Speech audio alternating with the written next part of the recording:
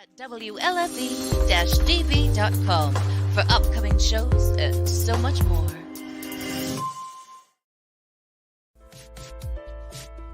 Hey everyone, it's Tuesday night again. You know what that means, don't you? It's time to join Mike and Kristie for another episode of Where's My Sage? A show hosted by a psychic medium and a guy on a quest to find Bigfoot. Who would have thought? Together, they will take you on all sorts of adventures, and not with lots of different people. Kristie even gives readings. It's time to sit back, get up and get ready. You can't sample the universe sitting down. Your hosts are waiting. Come on, let's go.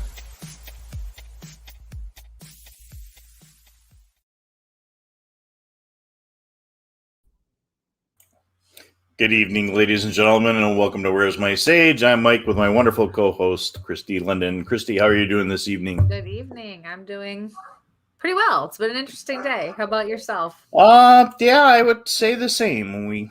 If things could go strange the last couple of days, they have kind of been there. So, Yeah. it's been one of those weeks for the last, since the weekend for us. So, folks starting to pop in all over again. Yes, it does. So, God help us. we ended up going to Pennsylvania and checking out a Paracon down there at Hillview Manor, which was a really cool place. Mm-hmm. Got to sit down and talk to Ron Murphy, author, Squatcher, all around really cool guy, chaser, cool dude.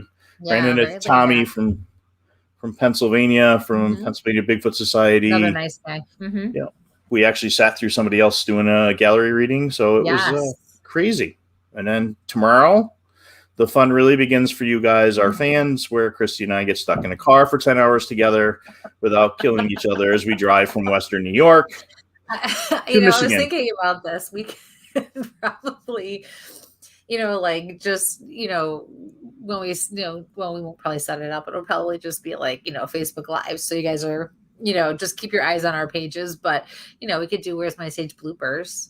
Yeah, definitely going to be a bloopers evening. But we're going to see a lot of our folks on. Hello, Christina. Hello. Hi, Penny. Hi. Hi, Colette.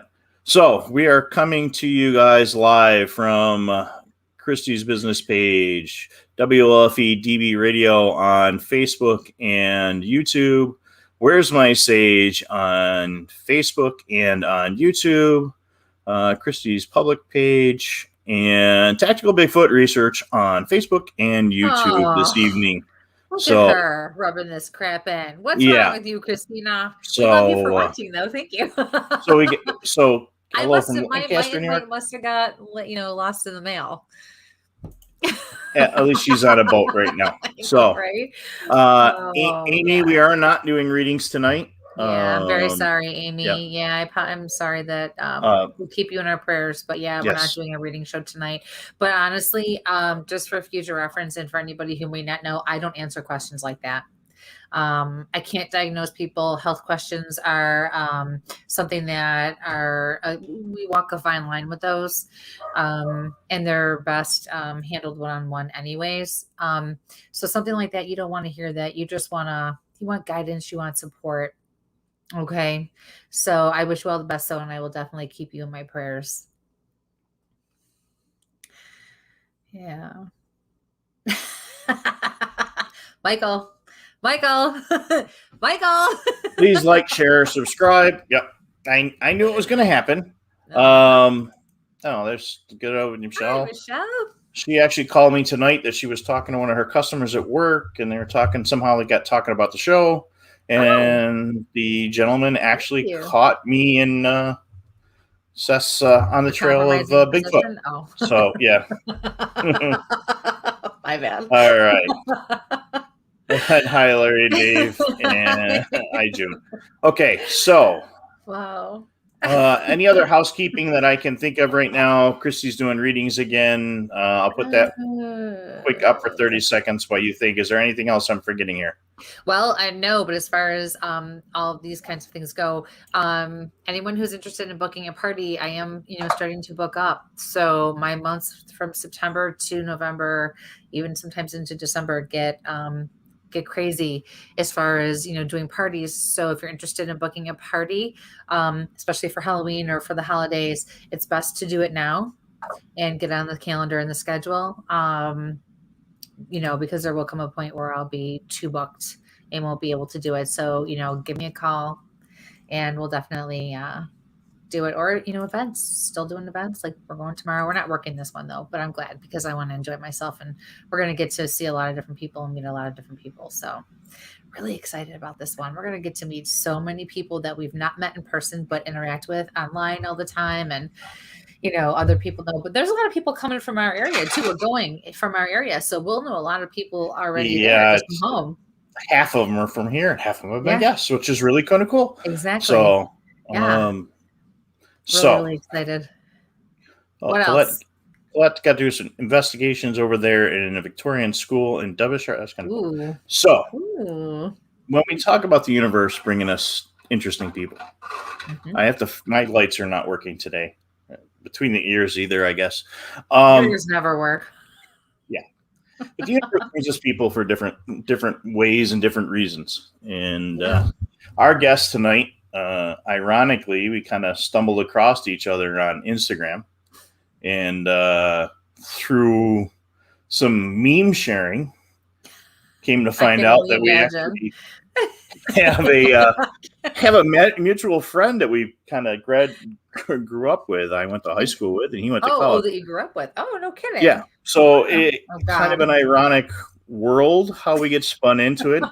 Right. And I'm going to bring Chris up here on stage, and Chris is the owner of Squatch Survival Gear. And did you say that 3 times fast? No, I've been stumbling it over. And how many times do I say Bigfoot, Sasquatch, Yeti? Right. To go along that just Squatch. Just Squatch. Yeah, and you should go ahead and name drop Frank Trigg anyway. So it is kind of weird how you and I pass that around. Like I know him, and I'm like, okay. Did you go to school with us too? Because I think there was a Vick that went to school with us. So, well, if there was a Vick that went to school with y'all, then he's probably related because there's not that many of us for starters. But Frank and I met at the University of Oklahoma and pledged Phi Beta Sigma together. Okay, now. Yeah, you caught it. The question here, Paul's not on yet. Where's the good doctor today? I think the good doctor went to Oklahoma. My research partner. No, I think he's still in the woods because he went down to Pennsylvania. He drove down to Pennsylvania today. He's in the woods. Yeah, he's always in the woods. Super jealous. Yeah. Oh, yeah. He had something chasing him in the woods last night, and it's a whole other story. Get to the woods now. So. Wow. Folks are tuning in. A little bit of you've got an incredible background here. So thank you. It's just a background that happens to be mine. Yes. If you deem it incredible, it's okay. It's like, well, Kristie and I are both supporters of our servicemen and women. So so thank you. You have been a Army paratrooper, correct? Correct. With the 82nd Airborne, correct? And the 18th Airborne Corps after I blew up my knee, but yeah. So we thank you for that. You are now the owner of... I think you froze. I froze. Oh, no. Probably me tonight. I think everybody froze. Really? Huh. Yeah, I lost everybody for a hot second. And for once, it wasn't me. We're not so sure about that yet. You're building some crazy gear for being out in the woods. Yeah.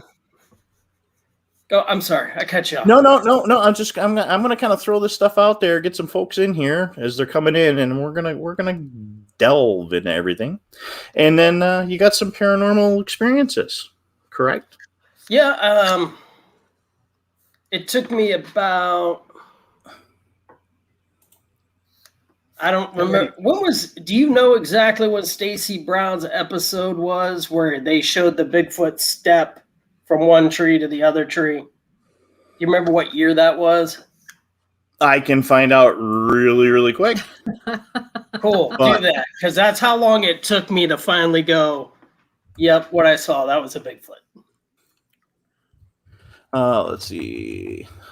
Oh, look who has popped on. You just saw me. I just said hello, Madison. You just clicked on it. I didn't see that. It just popped up on my screen now. Hello, Miss Maddie. We miss you. Thermal. Madison Paranormal. Madison Smith Paranormal. Spoopy Talk. She has her own. She's 14, and she has been investigating paranormal now since I believe she was 11. And we had the opportunity to meet her. She was a guest on our show, actually, months and months and months ago. And she's the same age as my youngest daughter. And my daughter watched. And after the show that night, they exchanged numbers, and they've been talking and friends ever since. So that she came into Buffalo to do an event at the Hinsdale house, actually. So we got to spend some time with her and her parents. Very, very nice family. Love those guys to death. So we had a good time. Awesome. Thanks for watching. That's the age, if you're going to do that stuff where your mind's still open to believe and you haven't been pounded into a little box by the world. You're right. You're absolutely right. You're just much more open to experiences, which, it's not always a good thing, but it's not always a bad thing either. Right. Yep, I agree. Michael.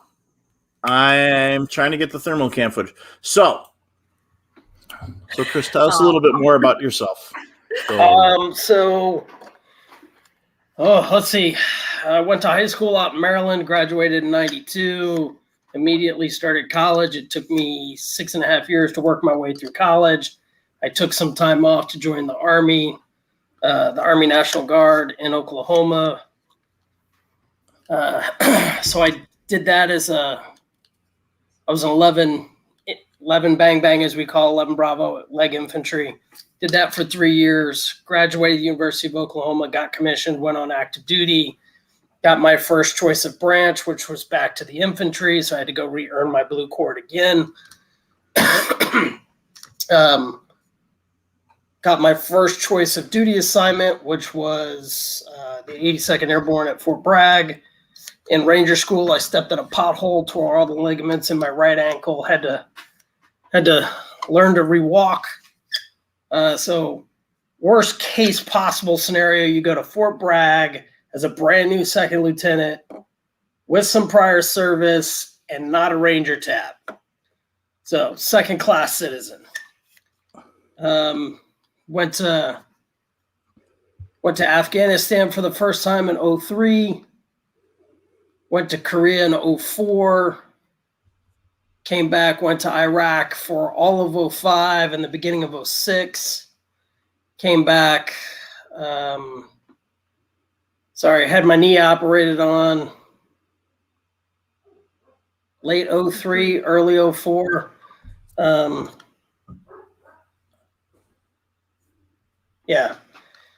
Went to Korea end of 2006, exited the military because they were like, we're going to put you in finance now because you're so broken. You can't run and gun anymore. So that wasn't real good. I didn't like that. Got out, worked in oil and gas for a couple years. So about the time Bush's time comes to an end, I end up contracting in Afghanistan from 2010 to 2012. Spent some time training the Afghan commandos. So if you've seen Coleon Dior's video of the guy pleading to keep his gun, that's one of the Afghan commandos. So it's super hard for me to watch that. During that time in Afghanistan, I had partnered with a guy who got us into making uniforms because we had found the next best pattern to use in that part of the world. And the Army went with multicam. So my next love was making gear because I got tired of, just all my gear quitting while I was in country. It didn't work. It hurt. If you've ever hiked, most of the bags leave you just worn out at the end of a 20-miler. So that's kind of what got me to here. I've had paranormal experiences prior to my first deployment in 2003. In 2006, 06 or 2004? So it was around the time I came back from one of the Korea trips. I was in the Corps headquarters, so that's basically 2004 to when I got out. We were out on the Uwari, saw, I'm calling it a Bigfoot now, through a FLIR, and one of the soldiers actually pointed it out to me.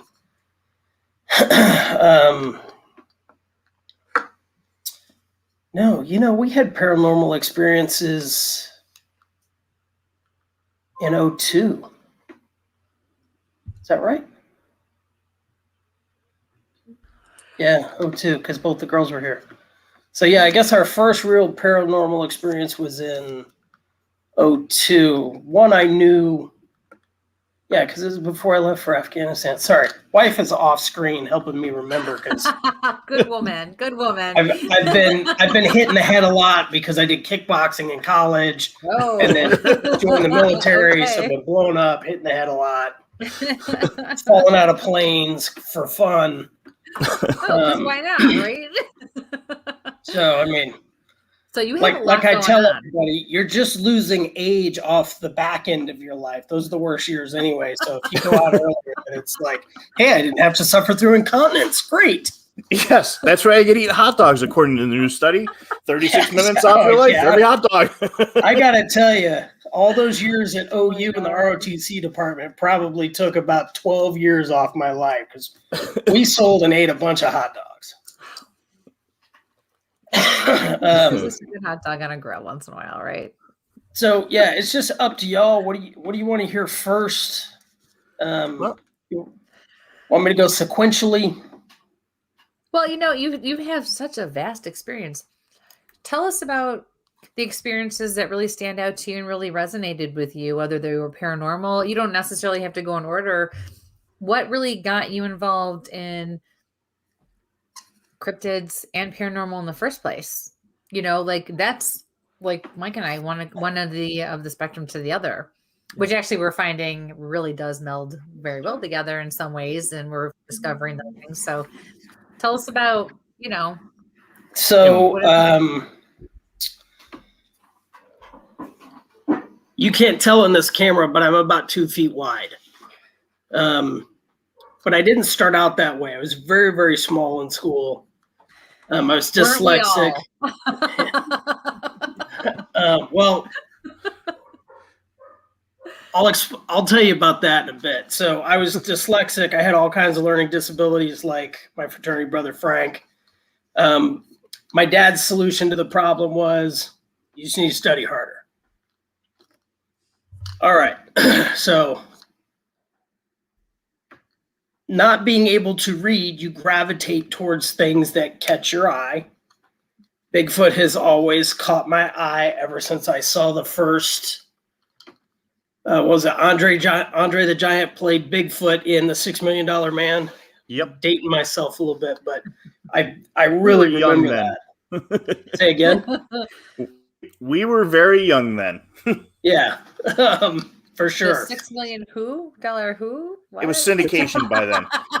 It was syndication. I don't know if it was or wasn't. I just remember it was like a 3-part or 2-part episode, and it was super cool because it turned out Bigfoot was bionic.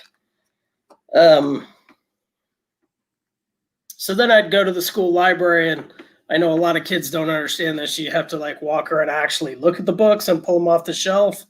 So of course, UFOs, aliens, those are the things with the most pictures because they're trying to show you this is out there. Right. So the kid who can't really read too good was looking at pictures in school. By the way, you remember Ranger Rick? Yep. Saved my life. I'll get to that story if you really want to hear it. Yes. Because that's, yeah. Oh, I left out. I survived getting attacked by killer bees. I got stung 150 times. Heard the voice of God there. Second time in my life I heard the voice of God. First one I don't talk about.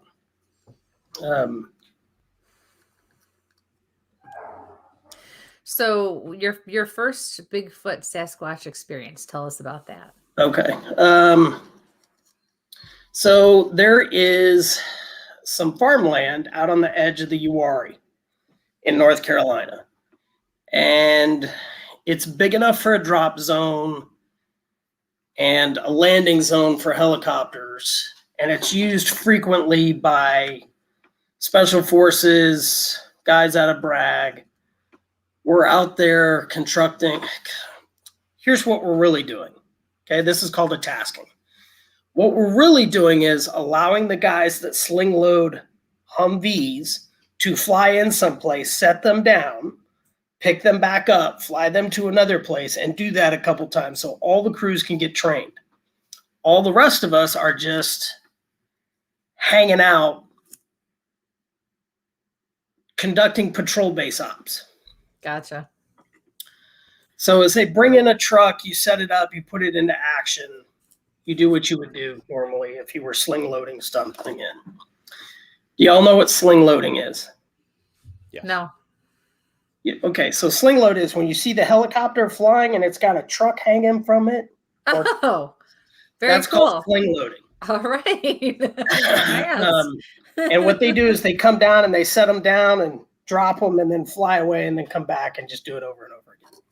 Okay.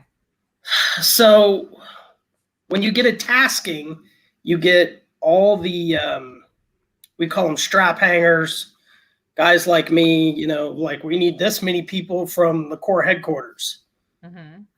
Well, I'm a captain, which is about as low as you can get in the Corps headquarters. So guess who was in charge?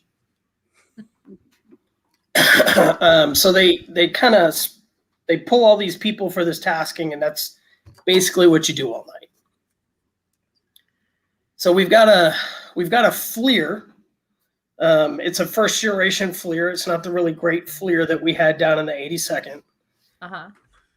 And I'm kind of trooping the line, doing what captains do, make sure the NCOs are doing their thing. I'm just kind of walking around, checking on guys. And I got a guy who knows me from the headquarters company. He's flagging me down. He's like, "Hey, sir, we lost somebody," which is when you're on the edge of the woods, it's always a possibility that guy walked off into the woods to use the restroom, and instead of going right, he went left, and he's deep into the Uwharrie. So, as the guy who's in charge on the ground, not what you want to hear, because these guys are from all over. They're not like one particular unit. They're just like hodgepodge dudes that they've kind of slung together for this tasking. So the guy's telling me, my troop, he's looking at the FLIR, he's looking down the edge of the truck, and he's like, "Sir, we got a guy lost. I think it's one of the HHC Alpha Company kids, one of them." And I'm like, "Great. All right, show me." So I crawl up on the truck, I look through the FLIR, and there's a people-shaped thing out there. Okay? Looks very similar to me, kind of walking around in the woods. Only I've spent a lot of time looking at people moving around in the woods when they're trying to sneak up on you, when they're lost, when they're just doing their thing. This thing doesn't move right. It's off.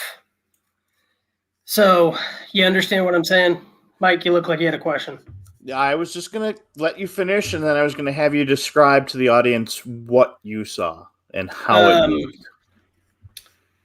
So first generation FLIR, you know what that looks like. So it's kind of like the hot spot's bright, it's white. Everything else is like gray to black. Right. 2 arms, 2 legs, broad shoulder, head, people shaped. So I'm looking at it and I'm like, and I'm watching it start to walk. There are 2 pair of night vision equipment goggles on people. I have one, and I know the senior NCO had, remember, this is a tasking of just hodgepodge people. The senior NCO out there that was an E6 had one, and I knew where he was. So this guy should be walking around, and it is pitch dark out there. He should be walking around like he can't see, not just kind of cruising like I'm walking through my backyard. So I sit there and I watch this thing, and it's like, it's just moves so smooth, so graceful, like an animal in the wild, not like people. It's not getting caught up on ruts. It's not, having trouble moving out there. It's just moving, just walking around, doing its thing. But it's not doing people things like I'm lost, I'm turning in circles. It's kind of looks like it's kind of moving along the edge of us. Okay. So I tell my guy, laze it, because we've now switched places. I'm kind of trying to see if I can see it. And I'm like, I can't see it. Laze it. So he lazes it, and he's like, it's like 1,000 meters, 1,100 meters. And I'm like, it looks like me within 200 to 500 meters. Wow. So that means that thing is big, right? Yeah. Because I know what I look like and people my size, because at the time I was only 5'10", 200 pounds. There was a lot less party ball and more washboard. So I'm like, it's adult experience. Yeah. So but there were a couple there were a couple things that like caught my eye just right off the bat. Its movement, its proportions, like arm length, arm measurement from elbow when it was moving. I'm like, looks off. He says, we'll say 1,100 meters. And I'm like, oh, that thing's big. So he's saying, hey, sir, it's looking at us. Like, so I get back up there and look in time to see this thing turn. And in 5 steps, it's gone into the woods. I mean, gone. And it's fairly light because it seems like it was like fall, but it's still, if it's woods, it's North Carolina, you're going to get the come along vines and all that crap. And it's just gone. It's just gone. So my soldier's like, hey, sir, what was that? And I'm like, I don't know. And he's like, no, seriously, sir, what was that? Because by this time, I've already, I'm flagging people down, like, hey, do a head count, make sure we got everybody. But I'm pretty sure that's not a people at that distance looking like that.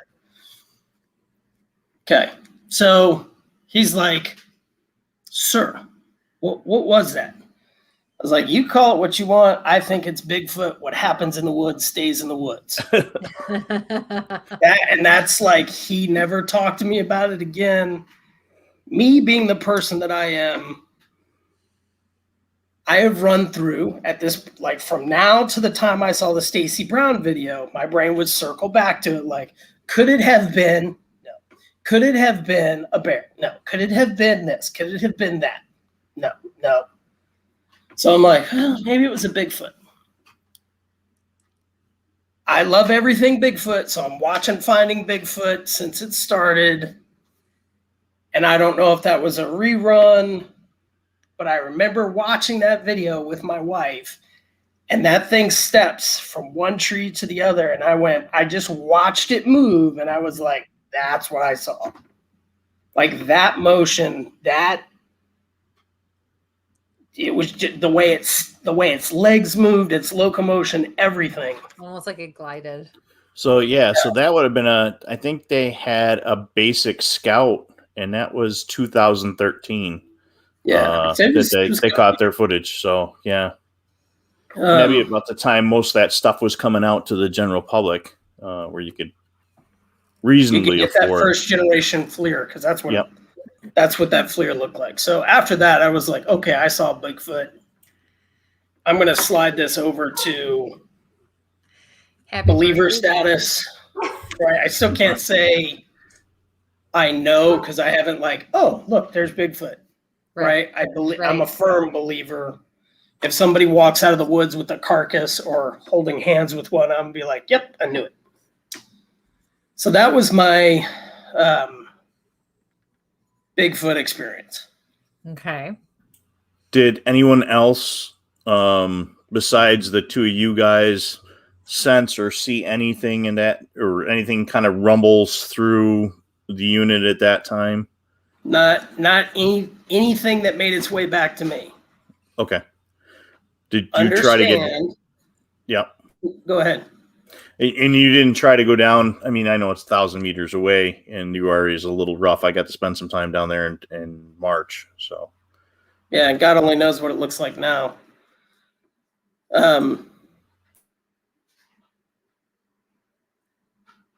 I didn't hear anything. Nobody's talked to it. There are a lot of events looking back when I was down in Division. Acorns getting tossed at my little hooch that I made. Little rocks being thrown, which I'm around a bunch of young infantry guys. Dropping them off your helmets, that's pretty common.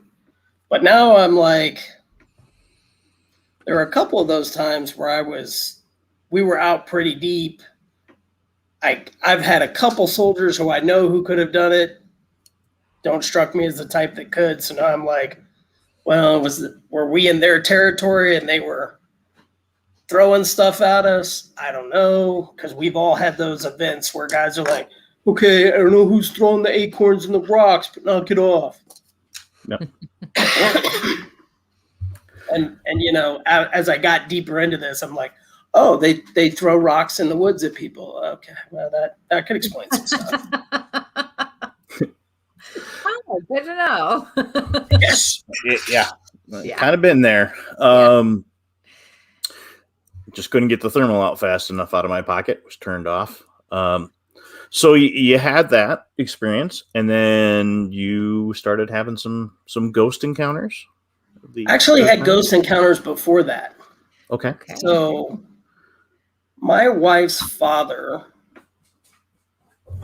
I never met him. He passed before a year before I ever met my wife. After my second daughter was born, because they're about 15 months apart. So I guess the youngest one was 3 or 4 months, and the oldest one was about 18 months. The oldest one, she could talk, giggle. She is literally my child, headstrong, stubborn, gonna do what she wants.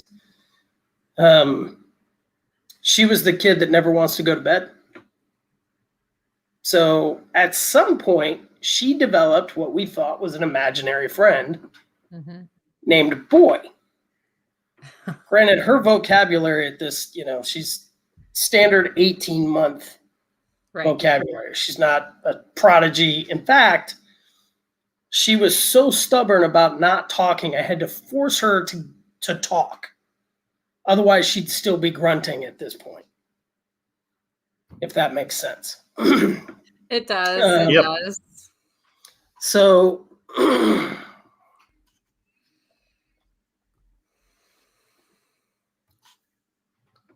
couple nights, she's laughing, she's giggling, go into her room. I'm working really long hours. I'm down in Division. So my day starts at around 5, and I'm coming home at about 2,000 hours, 1,900 hours. So basically, I'm going to eat, kiss the kids, put them to bed, go to bed, repeat. Right. Of course, I'm asleep, but I'm a super light sleeper. She's giggling. She's laughing. Get up. I'm like, what are you doing? She's like, I'm playing. I know, you're supposed to be in bed. What are you laughing? Change at bedtime, yeah. I'm like, I just figured this is a work avoidance strategy. Like, I'm not going to bed. Right. So she tells me she's playing with her friend Boy. And I'm like, okay, Boy, you need to go home, and Brianna is going to bed. So put her to bed. This happens a couple nights. and one, I think it was a Friday night, it was a weekend night. Like, I've hit my limit, right? Now, in the little tiny 1,000 square foot house that we stay in at Fort Bragg,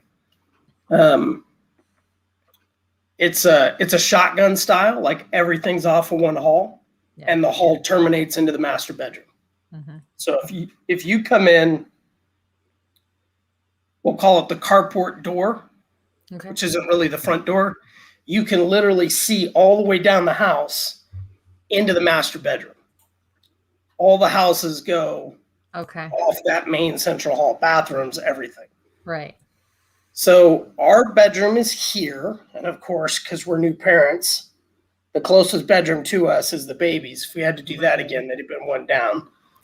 Live and learn, right? Yeah, right. Then it's usually too late. Yes.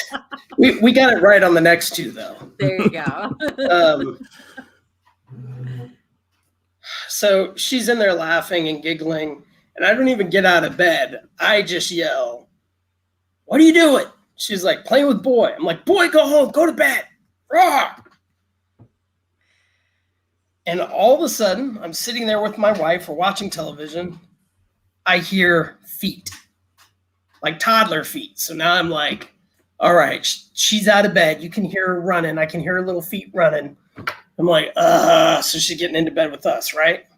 So out of her bedroom comes this small child, shockingly blonde hair. I have no blondes like that. Like, we're talking yellow blonde hair. Just in a diaper, comes out of her room, turns into our room, runs across the foot of the bed. So now the battle-hardened, well, I'm not battle-hardened yet, but infantry guy in me is tracking the target. And as soon as that target should be right at my feet, it's gone. Sound's gone with it. No more feet pounding, nothing. Sound's gone. I'm like, I asked my wife, I'm like, "Did you see what I just saw?" She's like, "I don't know. What did you see?" I said, "I saw a baby run into our room." And she was like, "Little blonde baby, old diaper?" I was like, "Yep. Old diaper, old pin diaper, cloth diaper, right?" By the way, we don't use those. We were using disposables. Right. Yeah. Yeah, absolutely. So we go to Iowa before I leave for Afghanistan. Okay, so this is late 2002. We go visit her grandmother because we're staying with her grandmother. And I'm, typical grandmother. She's got pictures of all the family through the years, through the house. And I'm clearly looking at her 5 kids in the front yard of this house. And there's a kid, little blonde-haired kid, in a diaper sitting in the front yard. And I'm like, so I ask her, "Hey, Grandma, who's that?" And she says, "That's my Bobby," which is Robin's dad. And I'm like, so I go get my wife, and I show her. And I'm like, "Is that what you saw? Because that's exactly what I saw." And she's like, "Yep, that's what I saw." I'm like, okay. So we chalked that up to he's coming to visit grandkids. And after that trip back to Iowa, nothing. Yeah. Until the morning I was going to deploy.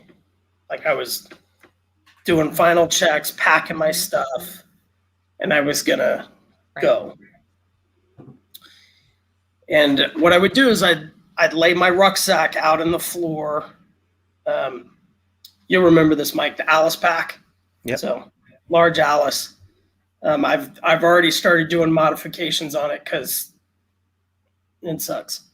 I'm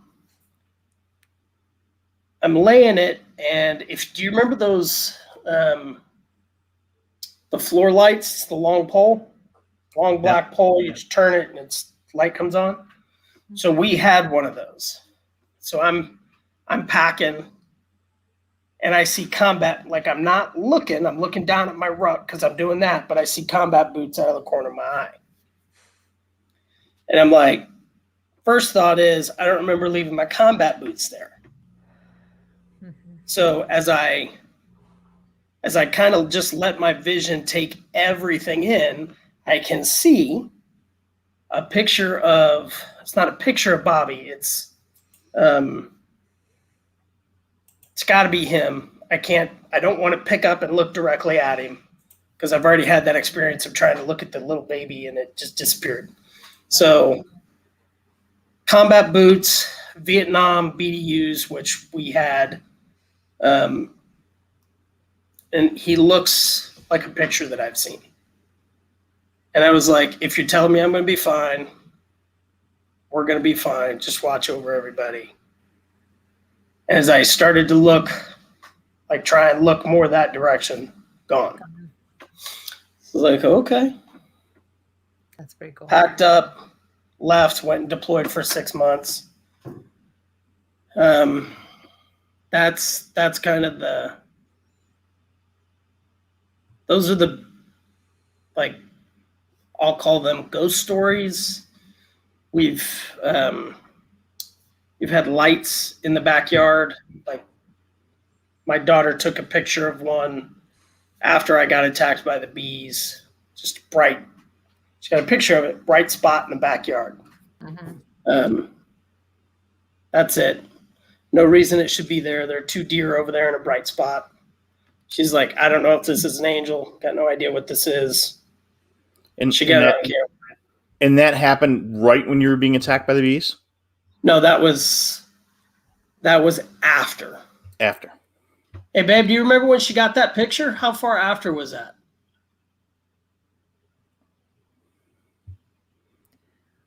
Definitely after.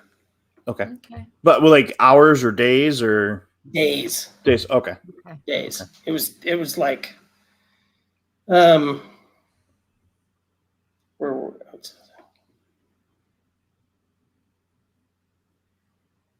So we just kind of, okay. I have dogs that'll randomly bark at the wall. So right now we have 2 German Shepherds and 1 Tundra Shepherd.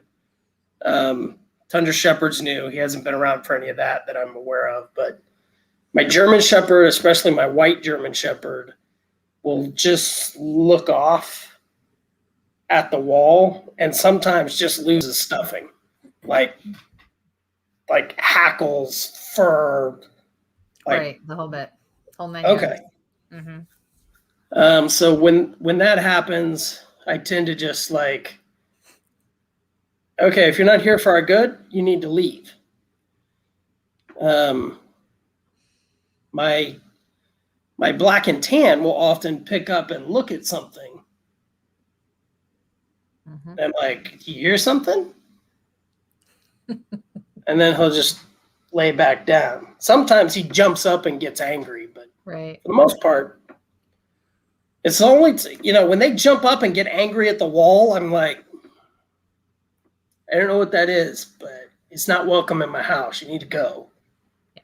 Like, if my dog doesn't trust you, it's a problem for me. That's all visitors to the house. Like, you're dropping off Amazon boxes. If you're a solicitor, if you're somebody I know, if my dogs don't like you, we're pretty much done.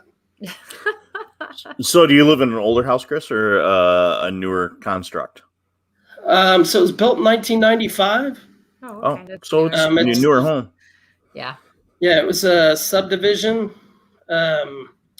Older lady lived here, sold the house. That's all I know about it. They didn't disclose anybody died in it.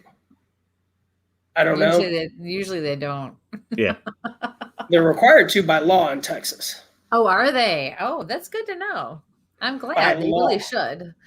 you know. So not near any burial grounds or anything that you know about, or not unless it's one of those poltergeist things where they cleared everybody out, supposedly. Right.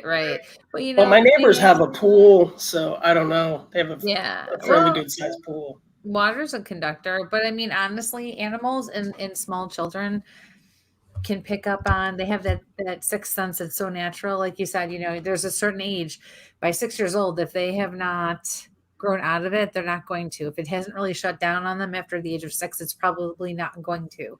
They're going to always be aware, open in some way, but animals are always open and always sensitive, even if it's just something passing through, so that can explain a lot of times, like the momentary, like the attention, when your animal reacts to something that's momentary more than, like prolonged or.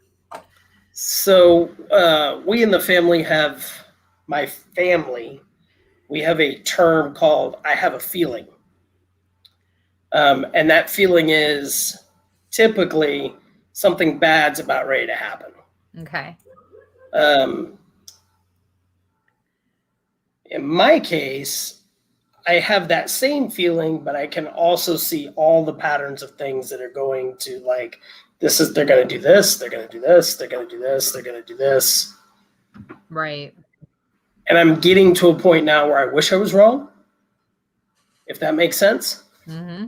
Like my wife said this morning, she was like, we prayed for you to have all this wisdom and discernment and understanding when you went to battle. And she's like, now it kind of feels like it's turning into a curse.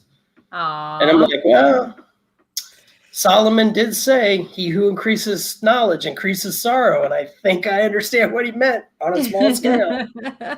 Get it? Because you can't stop seeing things. Right. I mean, once the door's open, the door's open. And it can feel like a blessing and a curse. I absolutely agree with you, but yeah, the more you do it, the more control you have, the more or understand what you're supposed to do with your gifts, that helps. So you don't always feel like it's a burden as much, Yeah.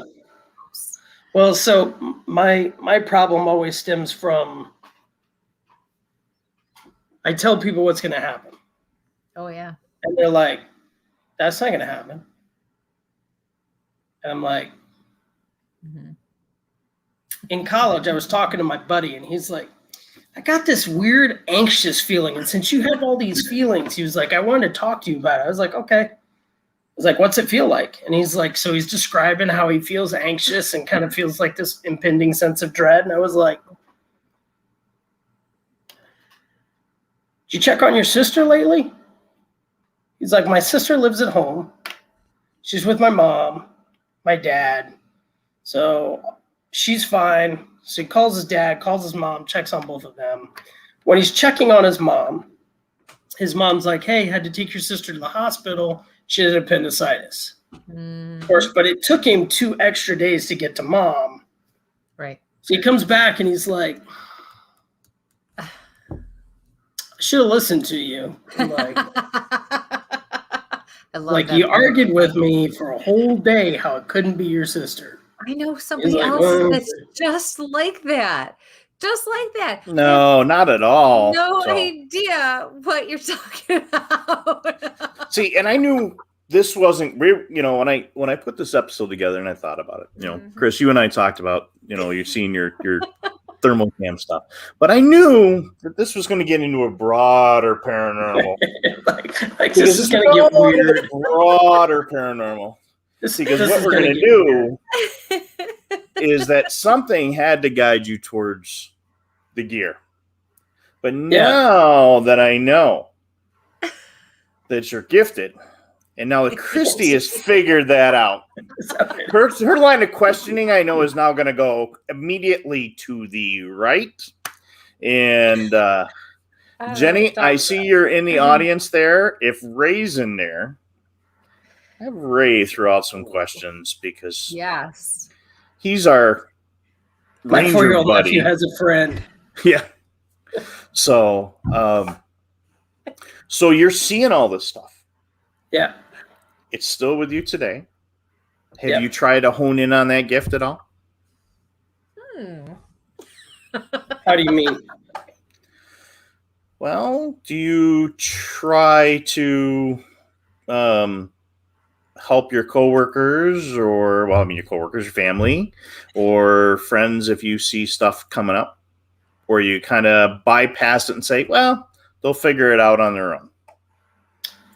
So I did that for a long time, especially when I was in college.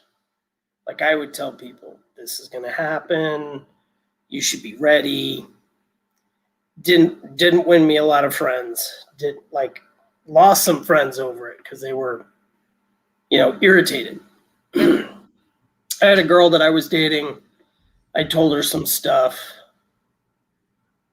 and she was really, when she was breaking up with me, she had mentioned, it's not fair that you should have so much insight and the rest of us get nothing. And I was like, do you really get nothing, or do you just ignore it? Right. Right. I'm so glad you said it. Seriously. There's a scene in, I think it's the girl with the dragon tattoo. And they've Daniel Craig has put himself in this precarious position with the killer. And as the killers finally sprung the trap on him, he was like, you knew. You already knew. You knew. But you were more worried about being polite than saving your own life. You didn't want to be rude. You were more worried about that than saving your own life, knowing I'm a killer. It's kind of the big reveal, right? And I think there's a lot of that in the world.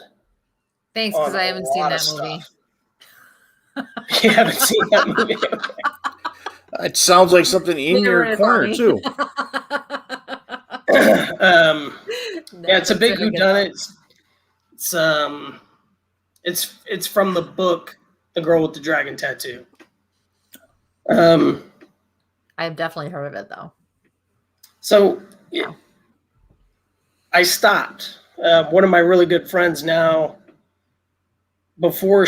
so Afghanistan, Iraq, she's going to Afghanistan. And she had come, and she's in the Air Force, so she came and she sat down. I was working at Gold's Gym at the time.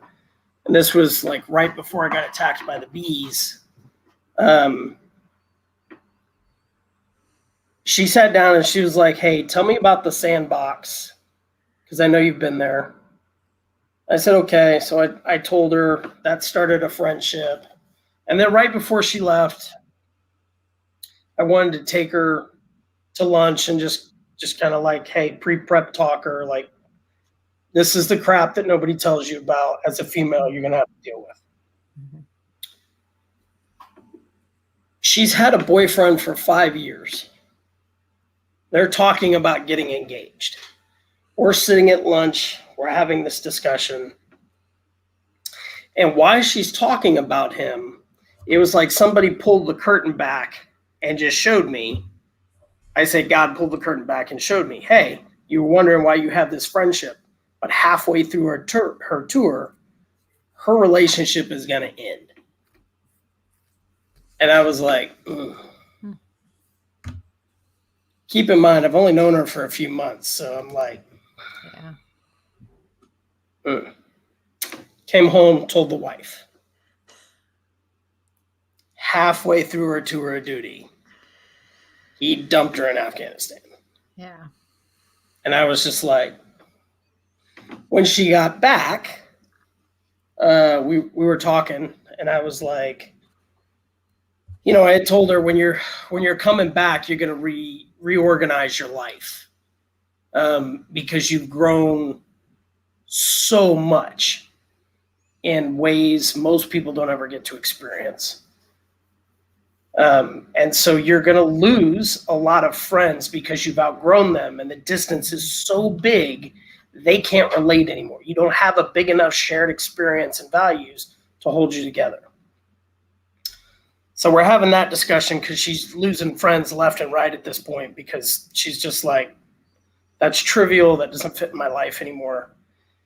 And I was like, and oh, by the way, I knew your boyfriend was going to dump you at about 3 months. And I wanted to tell you, but opted not to because I'd only known you for 4 months. And if I'd have told you, you'd have thought I was crazy. She agreed. That's fair. I'd have thought you were crazy. She doesn't do that much anymore, but at the time, yeah. Right. So we're going to take a quick commercial break. Everybody grab your water, run to the potty, and then we are going to come back and we are going to talk gear.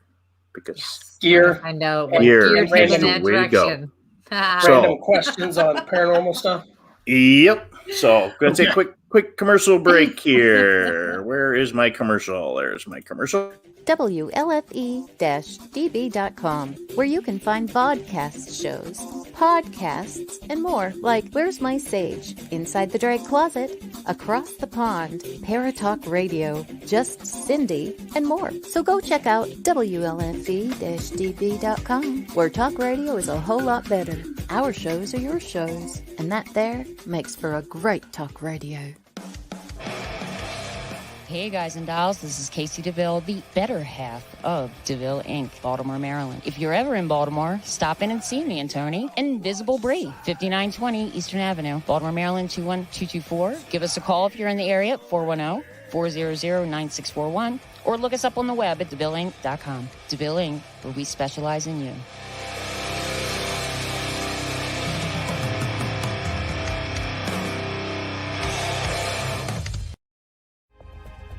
Ted Van Son Jr. is a seasoned investigator and well-versed in the ways of paranormal investigation. He is now ready to share his ideas and unique approach with all of you. Flashlight, recorder, and comfortable shoes. Hit the ground running as you follow this easy step-by-step guide to a fun and thorough paranormal investigation, perfect for first-time and lightly seasoned investigators. Think outside the paranormal box. Learn all about the technology and techniques used back in the early days of paranormal investigation. You can find these valuable resources online at Goodreads, Barnes & Noble, Walmart, and Amazon. Get yours today.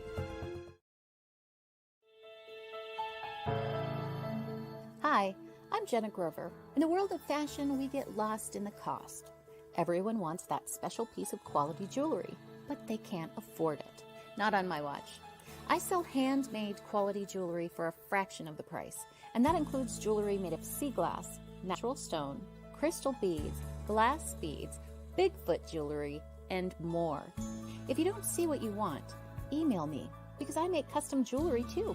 Check out my website at gbythesea.com. Also, you can email me at jewelry@gbythesea.com.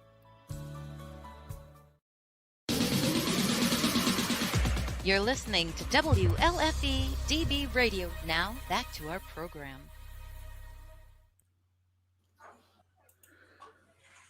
Well, everybody left me this evening. They'll be back in a second here.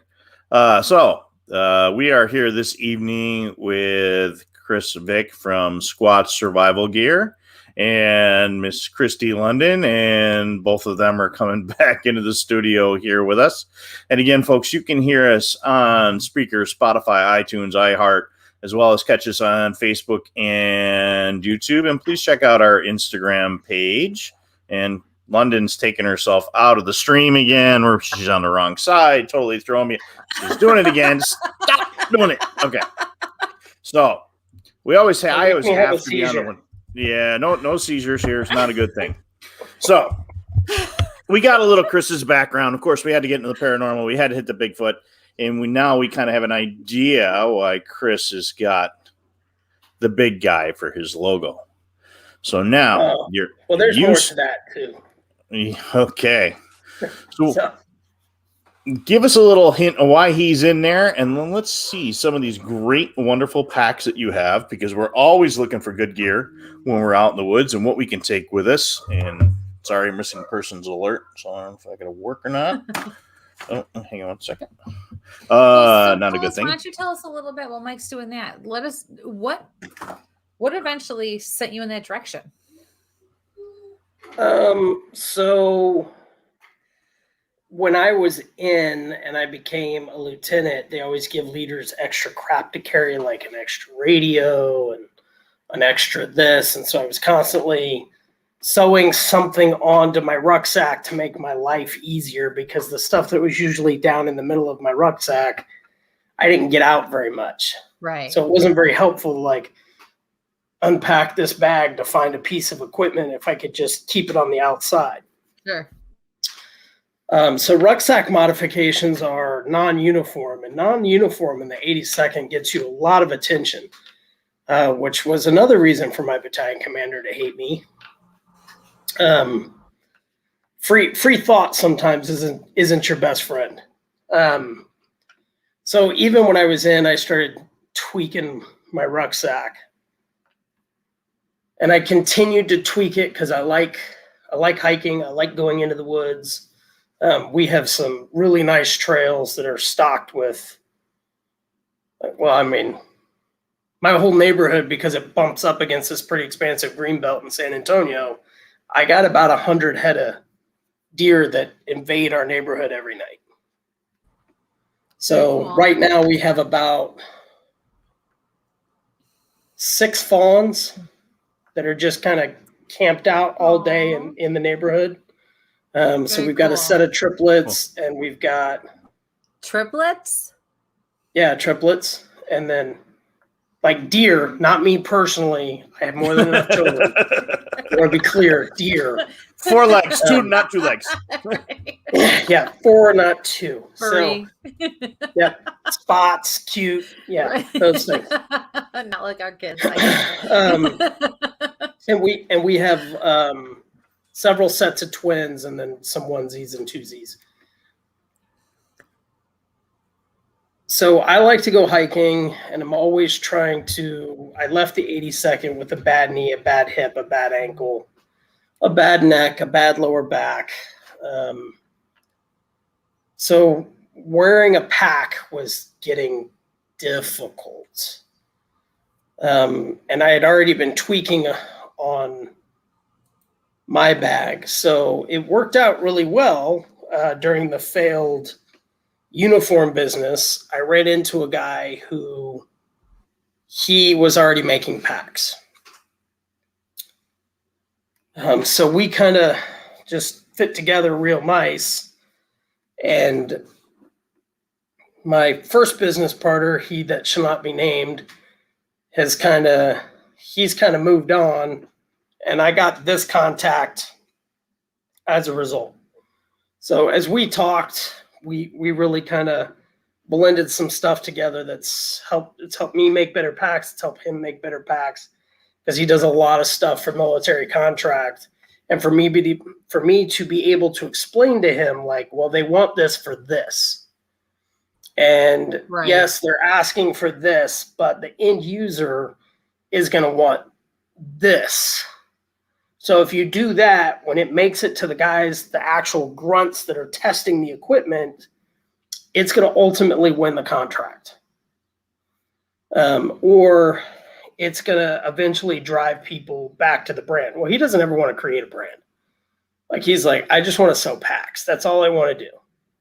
And I was like, okay, well, these are the designs. I want to sell packs. I want to make packs. I want a brand that everybody knows. I want you to enjoy the woods as much as I have. Because I think Tony Robbins said it best. He was like, we have our little box life. You know, we live in a box, and we get in a box and drive to our box work and eat our box lunch. And I'm like, and we're just kind of right, super disconnected from the rest of the planet. Mm-hmm. So I started making packs because I wanted something for myself that was more comfortable. So I started take straps from this Marine Corps pack, this back off the new Molly pack, swapping out it with this frame, until I finally got to a point. And if you go look on Instagram, way down there, you'll find my pack that I had for 22 years. And I couldn't modify it anymore.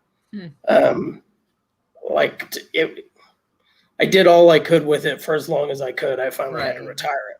Yeah. But this one back here, the Yowie, the Yowie, the multicam one is basically that pack. Okay. So that was mounted as your original. Yeah. So if I can do, nope, that's not what I want to do. Nope. I share a screen here. So we're going to go over to Chris's website here. Shoot. And he has his, is that Mr. Kennedy? That's the Yowie. That's the Yowie? Yep. So you'll notice it looks like the Molly rucksack and the Alice pack had a kind of a baby.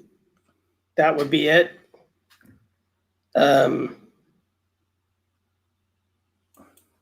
Yeah, that was. So these are all on your page. So they pretty much have got a great little setup with a lot of little compartments and stuff like that.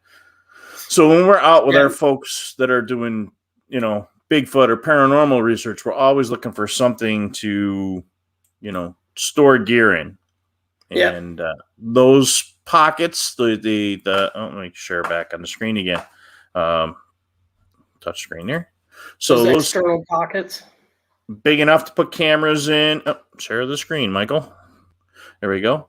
Big enough to carry thermal cameras and night vision and all that. That's actually an enlarged Claymore pocket. That's what it was originally designed for. Same with the one on the top. But these pockets on the side down by the bottom, each one of those, they're around 2.5 liters a piece. Okay. So for the non-liter type folks, how big is that as 2 liters? We're talking about. So pretend you're Kristie. Yeah. You can't use directions like north and south. You can't use sheet of paper. You could imagine a square Yeti tumbler. Mm-hmm. Okay. The big one that's like 40 ounces. Yeah, like that guy. But if you made him perfectly square, that would be 2 liters. Okay. Gotcha. I mean, I know what a liter is, but when you're getting into all these other, when you got a Mountain Dew bottle with you, need to head south. I'm like, but what? It's give me a landmark. Well, it's actually it's street name. A street name. What are you guys doing in Niagara Falls? Give me a street name. So all the stuff on the side of the Yowie, it's got a long pocket that we originally used for antennas and some other things. We call it the mortar pocket because you can put mortar rounds in it. Okay. But you can put, depending on which single person tent you've got, it'll fit in there because it runs the full length. You'd actually have to, it'd be those 2 pockets together, but on the other side. Okay. And I don't know if I have a picture of that because we're constantly updating the pictures. Evidently, I like these really high quality pictures, which really drag my website down. But they're so beautiful, and I paid so much money for them. They are very nice. And of course, you're moving with it. So you went from Yowie, and then of course you got a rock ape on top. That's a rock ape. So that's nice and bright. That pack. Framed pack. All right. So explain this. What is this one? So this is like it's about 40 to 45 liters total. So it's about 22 inches long. It's about 9 inches deep, about 14 inches wide if memory sets. It's got 2 catch cup pockets below this little pocket. This was a design that was used. So the Yowie went into the soft community, and this one went into the soft community. And for those guys, for our listeners who don't, that's the Special Operations Forces. Yeah. So this one was actually naval special warfare. Okay. Obviously not that color. What was the motivation behind like this particular design then? Tell us that too. Like what was it that you were trying to accomplish with this particular bag? So this really needed to be about a 72-hour bag for the guys, and they had 2 radios to carry. And so when you open it up, inside it, it's got a big compression pocket that you can separate to put 2 radios in. And I don't know if there's a picture of that in there. Maybe. Yeah. Keep going. Yep. When you get down to the multicam pictures, you'll see one that's open. Okay, we're going up. Okay. Yep. Oh, yep. Right there. Nope, yep. Go up. Yep. There it is. So,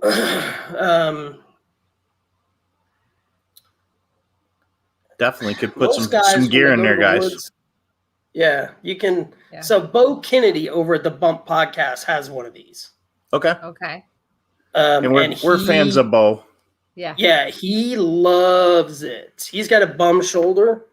And I told him, I'm like, when you wear this thing, it's, hopefully it's comfortable for you. I don't know, because of your shoulder. So I asked him after he'd worn it a couple times, and he's like, dude, it doesn't bother my shoulder at all. Awesome. It's got, you can't really see the frame in these pictures because it's got an internal frame. Okay. But you can kind of see it on the edges.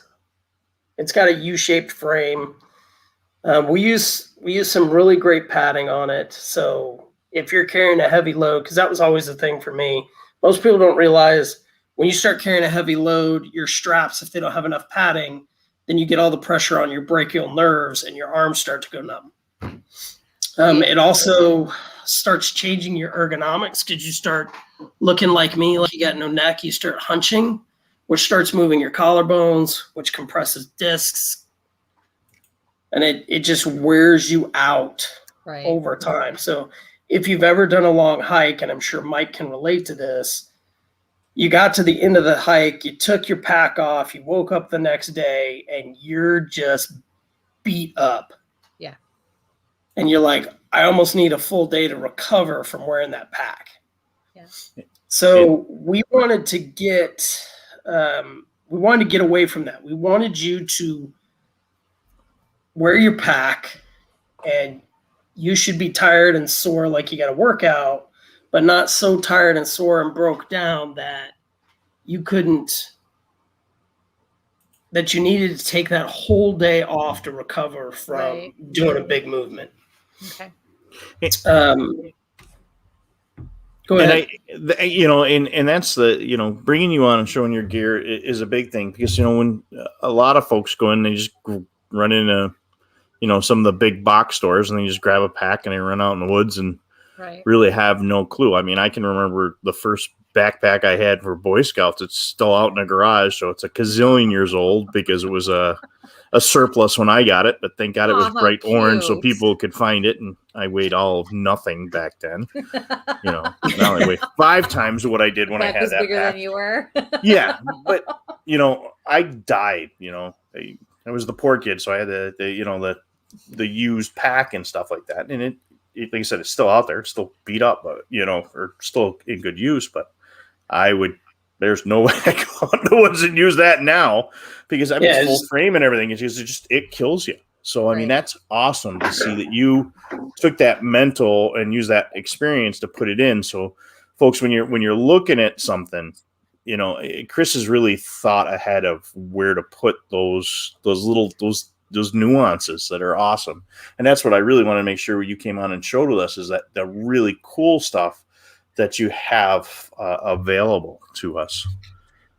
Well, so I'm that guy that's the relentless pursuit of the best pack in the world. Yes, I kind of stole that from BMW, but it's kind of it's near and dear to my heart because of all my injuries, and all my injuries were created because of the lowest bidder. And as I moved up and started working in the Corps headquarters, I'd see these contracts, and I'd get to talk to the guys managing the contracts. And I'm like, well, I'm reading the contract and what it's asking for. Why did we get this? And he's like, well, because it just says half, quarter-inch foam. And they've opted to pick that, the cheapest quarter-inch foam there is. So super blessed. My production team and partner, they're in the Northeast, just an incredible guy. Like all his life, he's just wanted to have a partner that wants to make the best packs in the world. And then one day I walked out of the woods. It's like Bigfoot. Yeah, kind of. Yeah. So funny story about why we're called Squatch Survival Gear. When I was contracting, everybody, we're working for the Special Forces guys, and we're on a Special Forces camp, and so we're all contractors, so we're going to all grow the big, contractor beard. So we have a beard growing contest. And we're just going to take the first month we're in country. Nobody's going to shave. Everybody's going to grow a beard. And the guy who's got the longest beard at the end of that wins. Okay. The average human being grows a half inch of hair in 30 days. I evidently grow 3/4 of an inch fairly consistently. So by the time we got to 3 weeks, I was way out in front. Okay. And I didn't even know, hey, you're supposed to brush this thing. It was just there. So Oof. my nickname, my call sign started out as Chewbacca. Right? Okay. So Chewbacca is kind of a lot to say in casual conversation. So then it was Chewy. Uh-huh. Well, my buddy's Hispanic, and there's a couple other guys around the teams. They're Hispanic. They're all fluent in Spanish, and they're like, I got Uncle Chewy, man. You don't look like a Chewy. So then it became Bigfoot, only I have pretty average sized feet, so that didn't work. And so it kind of just evolved into Sasquatch, and then Sasquatch, Squatch, Sasquatch. Guys still call me, guys from the team, they'll still call me Chewbacca. I've got one buddy, he's like, hey, Chewy, what are you doing? But clearly Chewbacca's trademarked, can't do that. And Sasquatch is when I actually started, I was like, oh, Sasquatch Survival Gear. And then I found out there was already a Sasquatch Survival Gear. So that's how we got to Squatch. And I just love the idea of only leave tracks, right? If you can keep from leaving tracks, then don't leave tracks. But if you're going to go into the woods, only leave tracks. Just that's it. Don't leave anything else. If it's not something in the wild, you packed it in, pack it out. I remember being in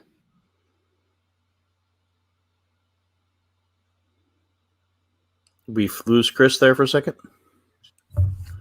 I'm still here. Yeah, he froze. Yep. Oh, you froze for a second. Yeah, he kind of froze. You remember being in?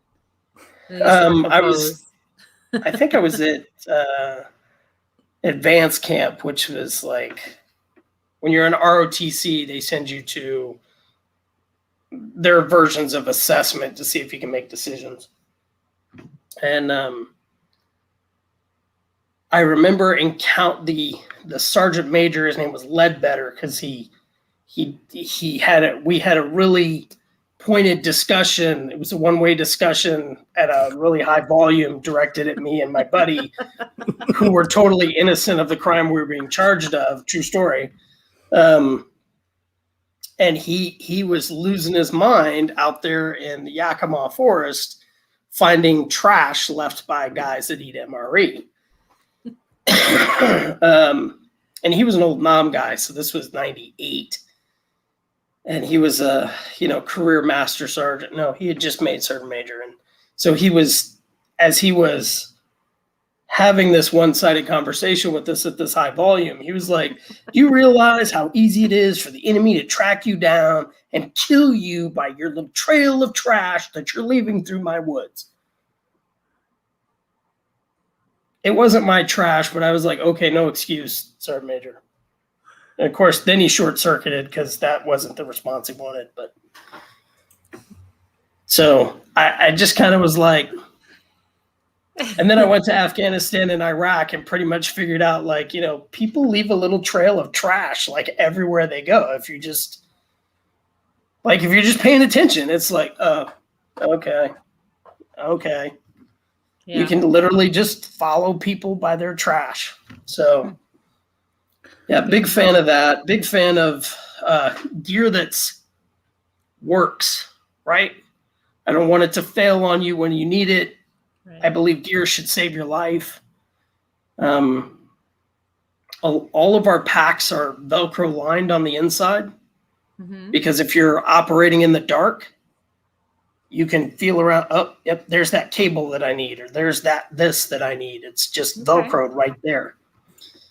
And for most civilians, not so much you guys, right? Because you're going to be looking for cables. You're going to be looking for different instruments. Most civilians are looking for meds. Like a lot of people, like, they're looking for a pen. They're looking for their, I need my headache meds, or I need whatever. Yep. That's the Minahuni. I was just thinking that, like last week we were out doing a show. It'd be cool to put the TV monitors and other stuff that were out there and packing them in and packing them out. All the baby monitors and that's other gear. I don't know if you can really see that in that picture, but that's molly webbing on the inside. Yep. And then I'll go back to your Rock Ape has got the Kimura's got Velcro inside. They all do. Except for the big rucks. Okay. Sweet. So yeah, I like to pick cryptid names because my gear is totally made in the US, like from start to finish, and that's about as hard to find as Bigfoot in the woods. So that's great. I tell people I didn't go fight in 2 wars to come home and put somebody else to work. Right. That's now, awesome. If you were to go out and join us for an overnight expedition looking for gear or looking for Bigfoot or something else, what pack would you be carrying when you go out there and join us? Let's say we got to carry thermals and night vision, a big can of pepper spray, bear spray, and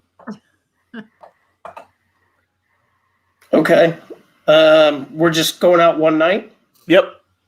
Okay, so it'd either be the Kakamora or the Minahuni if it's just one night. Okay. I really like how that kind of sets up.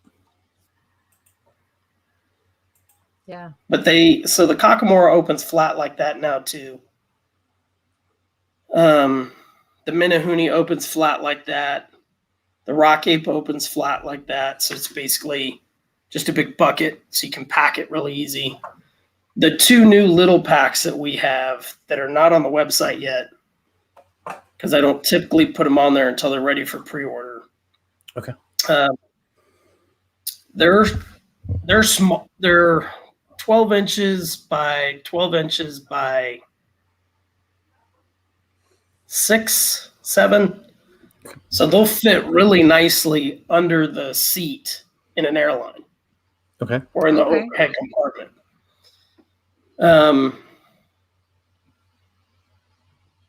If you're going to buy gear, Mike, you probably know this, most people don't. If you're going to go out to the woods and spend any time in the woods, you want to make sure you have something comfortable. I think I was doing 2 years of gun shows, and I had a kid who was in college, and he came by and he was like, I'd love to have one of your packs, but I can't afford it. It's out of my price range. So he's like, is there somebody on the market that I can buy that I'm not going to be replacing my bag in 3 months? So when you look and you see the Death Dealer Tactical stuff, which is a U.S. company but makes stuff overseas, but they do a good job of it. And Red Rock, same thing with Red Rock.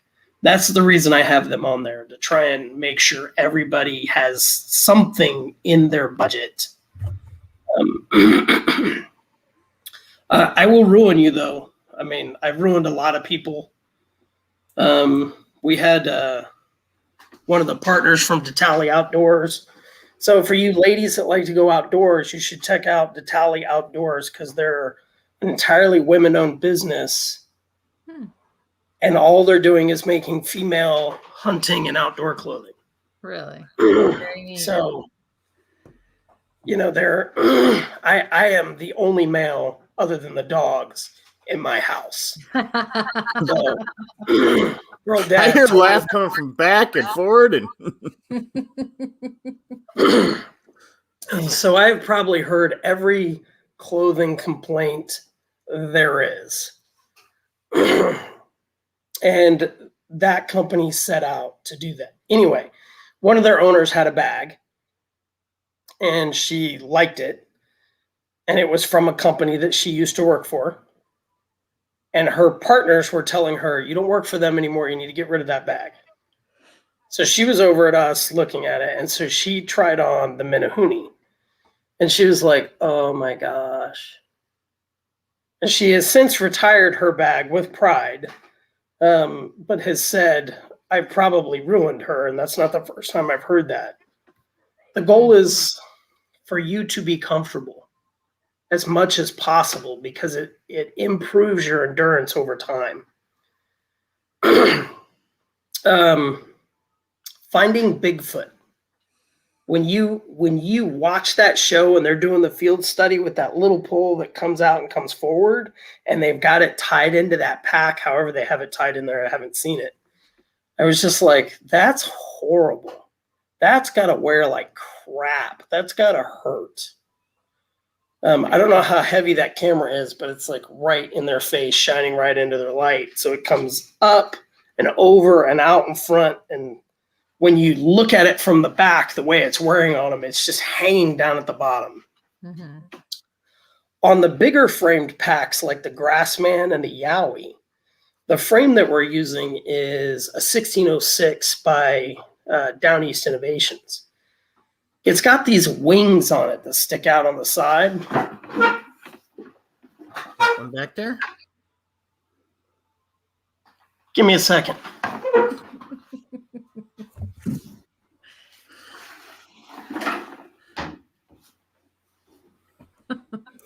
Hey, Maddie. It's just going to die. There we go. Welcome to Clutterville. So see, I'm in my knife shop, so we're not even gonna. I don't ever. That's why I have the green screen and don't turn anything around. So got it. Yeah. You'll see this wing right here. This is where it is on the pack. Okay, so this is. You see how cushioned that is. Right. That's the strap. Yeah. Just to give you a perspective, that's my thumb. Okay. You could actually tie that off to the frame instead of sticking it down in the bag, the way they have it set up. And it would wear a lot better because the frame would be holding the weight. I really like the green screen. You'll have to tell me how you did that sometime. Yeah. Yeah. It's just a couple of clicks on here. So you saw how much trouble I had just getting in. Yes. No, we'll get you through it. But I have a question though. Sure. What about kids? Do you have kids, youth, teenage, young adult type packs for kid sizes? That's the smaller ones. Okay. So the smaller ones that are coming, we kind of showed them at Outdoor Retailer, the ones that'll fit under. Okay. Was because my youngest daughter, who's 8, she wants to wear the Minahuni, but it comes down to below her butt. Okay, so So she's a teenage ninja. Yeah, let's try that again. Yeah, she looks like a TMNT for sure. Yeah. So we wanted to create something smaller. Mm-hmm. Not just for kids, but to make commuters' lives easier. Sure. And we went about this backwards. Most people start on these little bags and then grow into the big ones. We started on the big ones and tried to figure out how to get small, if that makes sense. Mm-hmm. It does. You got a nice compliment there. Yep. I'll put that back up again from Nathan there. So Squatch survival gear is the best gear and an awesome man who cares about youth and protecting us. Also a great man. So that was thanks, nice. Nate. What Nate's not telling you is he was one of my guys when I was in the 82nd. Well, thank you, in Nate. my second platoon. Yes, Nate, thank you. And, well, so, and I guess I'm asking because I find it interesting. You put so much thought and effort in and paid such close attention to, the fact that, ergonomically, how we're affected when we wear a bag or a pack that's not good for us, or that wears, or is that not set up to actually be worn the way it's meant to be used. Because, kids and youth, their bones are still growing. You can affect that, right? Look at all these big, heavy backpacks that, for school, these kids have to lug around, and, it's just awful. You see them hanging off, and it's just full. And so, yeah, I take a lot of pictures. Like, you'll see these random pictures on Instagram, and I'm like, if your pack wears like this, it's bad for you. Yeah. Right, because it pushes your hips out of alignment, it compresses your lower back, and it starts pulling on your collarbones. The goal is it should be functional. It should work. So for you, Mike, everything that you need to survive should be able to fit inside the pack in the main pocket. And then everything that you need to do for the show, because that's going to come in and out a lot, you probably want to do on the outside. And anything personal that you might need, maybe you stick in the lid. So, again, the Grassman might be really good for you. It's a 55-liter pack, just depending on how much stuff you're taking out there. There's a lot of times my rig, I run it's a swivel chest ring for my camera, and I run a Red Rock sling bag because it's got my fire starters, my fire starters, a couple extra mags, and then I got a thigh rig for pepper spray, for a big can of bear spray with a machete into it. But sometimes it's nice having a small sling pack just to run. So that's my everyday carry bag. Use me in the woods. Yeah, but yeah, and then when I leave Kristie in the woods, but yeah, I run two of those sling bags. One's got my SOG knife tied to the side of it. It's been with me forever. Even though I make my own blades, it's just somebody gave it to me, so it's always gone with me. And then it's just there. It's just, then I've got a black one that it's outfitted almost exactly the same, but just run it with my cameras in it. So yeah, I am looking forward to the small bags just because I do travel as light as I do most of the time. That's the thing. Like, people will walk up to me and they're like, so if you were going to go to the woods for like 48 hours, how much stuff would you bring? Right. And I'm like, at most I'd carry the Minahoonie. That's about it. That's probably overkill. It'd probably only be about half full. And they're like, well, why? And I'm like, I really don't need that much. I know how to live like that. I've been trained to live like that. You're going to bring a lot of creature comforts that I'm just going to ignore. Basically, I'm going to have some jerky, some water, filtration, fire, poncho. I forget anything. Probably some a spyglass or binoculars, a whistle and a compass, maybe a map if I'm in an area. Yeah. Yep. So, map is very important, people. Yeah. Like we've said before, don't ever rely on a damn GPS or you end up with a moose trip. That's a former episode. Go look for that. Or if you've seen that episode of The Office where they drive into the lake. Oh, yes. Oh, yes. Yeah. Oh, yeah. So that's... Oh, and you got whoobies on the site too, right? Yeah, I have a few of my Squatch whoobies. We partnered with Whoobie USA, another vet organization. I try and do as much veteran-owned stuff as I can, even if it's made overseas. Just because you support the community. Yeah, that's the best way to say that. Support the community. So, Right. the bags are kind of my passion for two things. There's two generations now, basically, that have no idea of what American quality was, right? So when you're, like I show my kids, I'm like, hey, you see that car from the 50s or the 30s or the 40s that somebody's restored, sometimes in some cases twice.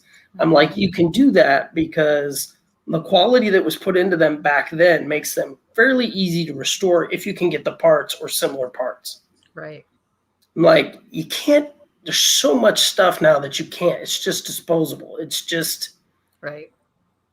cheap Chinese crap because it's cheap. So people buy it because, well, it's available, it's everywhere, it's the color that I like, whatever. And they just buy it, and then it falls apart. And then they're just like, well, it was cheap, so I'll just go buy it again. So I was helping a guy at a gun show do the math because he was saying he was on his fourth bag that year. By the way, you parents, if you have school-age kids that are toting books, you ever wonder why their bags quit? Because it's the worst thing you can put in a pack.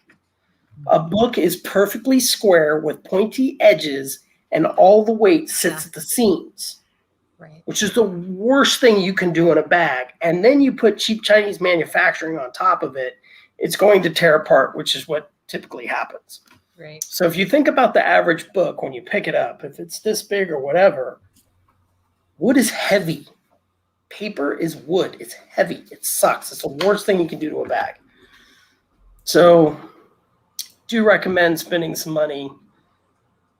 Don't buy, before I forget, because this is another one. Okay. Don't buy the perfectly packaged 72-hour pack and 72 hours worth of food, prepper food, all in one pack. Because if you have to figure out what they spent the least amount of money on, if you said the pack, you're right. So we got hit by a hurricane. It's a pretty big one. You guys probably heard about it. And before that hurricane hit us, we had a guy at a show who was telling me, your bags are overpriced. They're too expensive. I bought this 72-hour kit. We're covered. Got hit by the hurricane.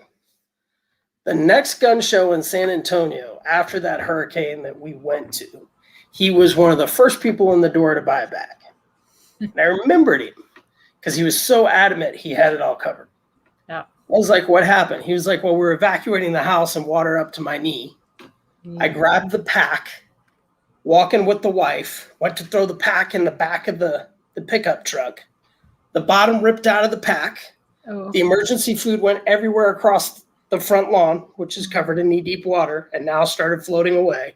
And he was like, so instead of evacuating, we had to stop, grab the food, throw it in the truck. And he's like, the whole time I was throwing it in the truck, he was like, I remembered the look on your face when I told you this is what I bought. And you were like, yeah, I think I know what you're talking about. And he was like, so not doing that again. Wow. So one of the first believers. Are you doing any waterproof bags at all? So legit waterproof bags. We're playing with one right now. And by that, I mean, it's like its own sack comes out. Oh, okay. It's something we did for the Aussies. I think it's the Aussies. So we're trying to just kind of tweak it just a little bit to make it pretty simple. Roll top, clip. You've seen it. Right. Ripstop nylon. Okay. Well, I spent quite a few years as a recovery diver, and every time I throw my stuff in the bottom of the boat or something like that, and it was just always soaked to the max. I mean, I have one that goes with me pretty much everywhere, but it just doesn't have as many cool pockets to hide stuff in, It's a tube. Maybe next year. Yeah. So the Squatch itself, it has a roll top waterproof because the lid comes all the way off and becomes its own pack, a little mini pack. So, if you're going to carry a lot of stuff to the campsite and then go to the deer stand or go hunt for Bigfoot or, believe all this, you can take that with you. It's not made for a lot of weight. That was designed for patrol base operations, but because the lid comes off, the top has that roll top. And that pack is not the same as the Yowie with the sleeping bag compartment at the bottom. Okay. So I kind of named them by size. Okay. So it's like the North American Sasquatch to date is the only one that's cresting between 9 and 10 feet. The Yowie's reported between 7 and 8. The Grassman is between 7 and 8, unless somebody's heard of something larger. The rock ape. So as I went down the rabbit hole of Bigfoot, I found out, do you know where the rock ape comes from? Vietnam. Yeah, Vietnam. So do you know who reported that? Our guys, the 101st. Wow. There's lots of stories out there from those guys that are like. So, all right, and I probably should have spun that corner. Doing what I do, I have the ability to talk to a lot of our servicemen and women and law enforcement folks and forest rangers and stuff. So I hear a lot of stories. When you were, or even now with your contacts, especially the contacts you're meeting now, are you getting folks saying, hey, yeah, when I was in, I happened to see such and such, talk to all those guys at like Fort Lewis or, at Bragg or, did I come across things? I talked to a guy at a gun show, and he said he was with the Rangers in Fort Lewis. And he said, and I don't know if it's a Fort Lewisism, I don't know if he was pulling my leg. He was like, but we have a safety briefing when we go into the woods not to shoot at Bigfoot. I was like, okay. He's like, I'm serious. Like, don't shoot at Bigfoot. I'm like, okay. I mean, I wouldn't do that anyway, because don't hunt what you can't kill, and I'm not sure if 5.56 is going to drop it. Or, even if I killed it and it's not dead yet, I'm not sure if you've read the Albert Oshman account. Yep.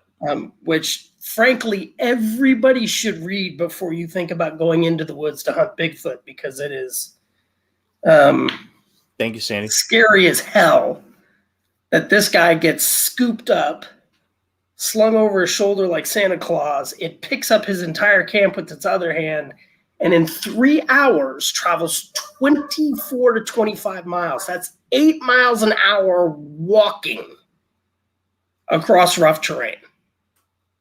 Yep. That should scare the crap. That scares the crap out of me. And I don't scare easy. Oh, I should tell you about the bees too. But yeah, that's the account that I was like, I read that and his description of what he saw, and then I found a picture of the Minnesota Iceman.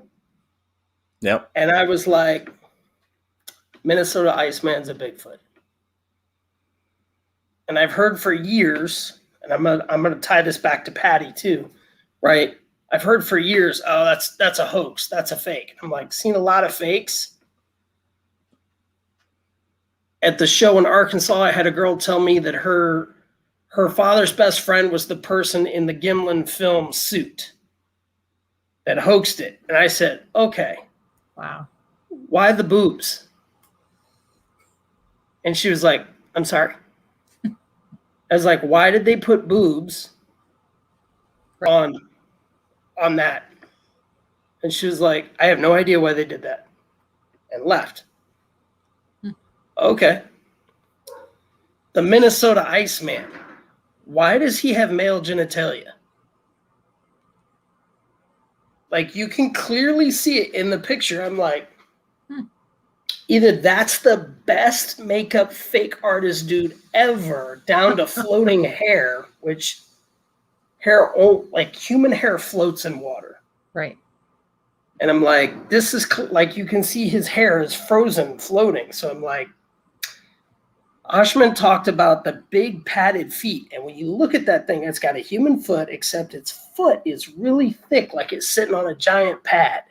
And I'm like, okay, so since it fit in a freezer box, my guess is that was a juvenile that got a little too curious and they shot it.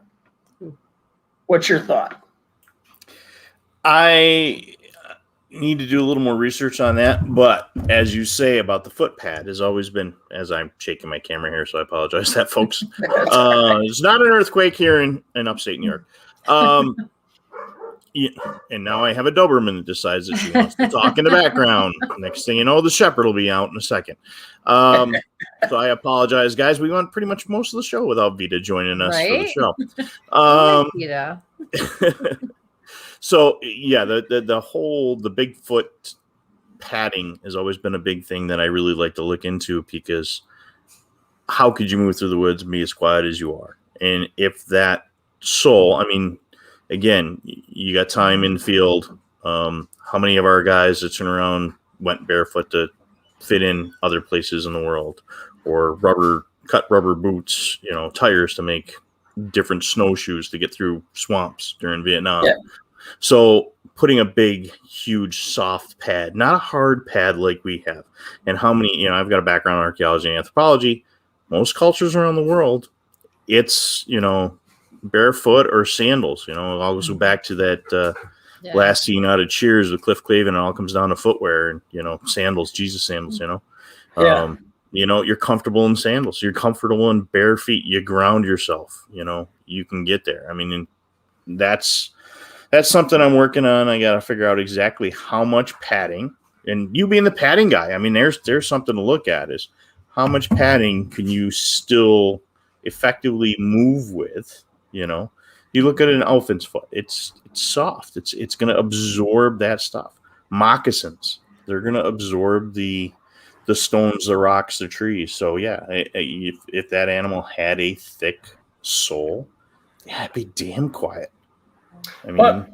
So you think about a dog's pad is about half an inch, right? And I don't see too many dogs over 150 pounds.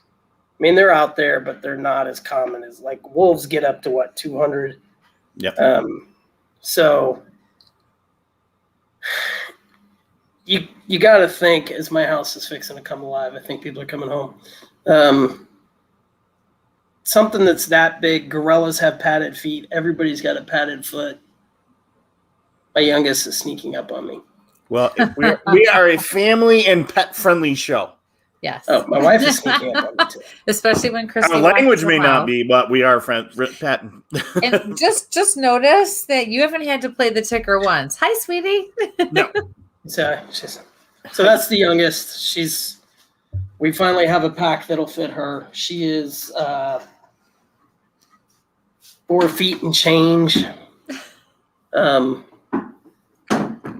So I promised you the bee story. You ready for it? Because it's, Yes, we're almost out of time, so that's good.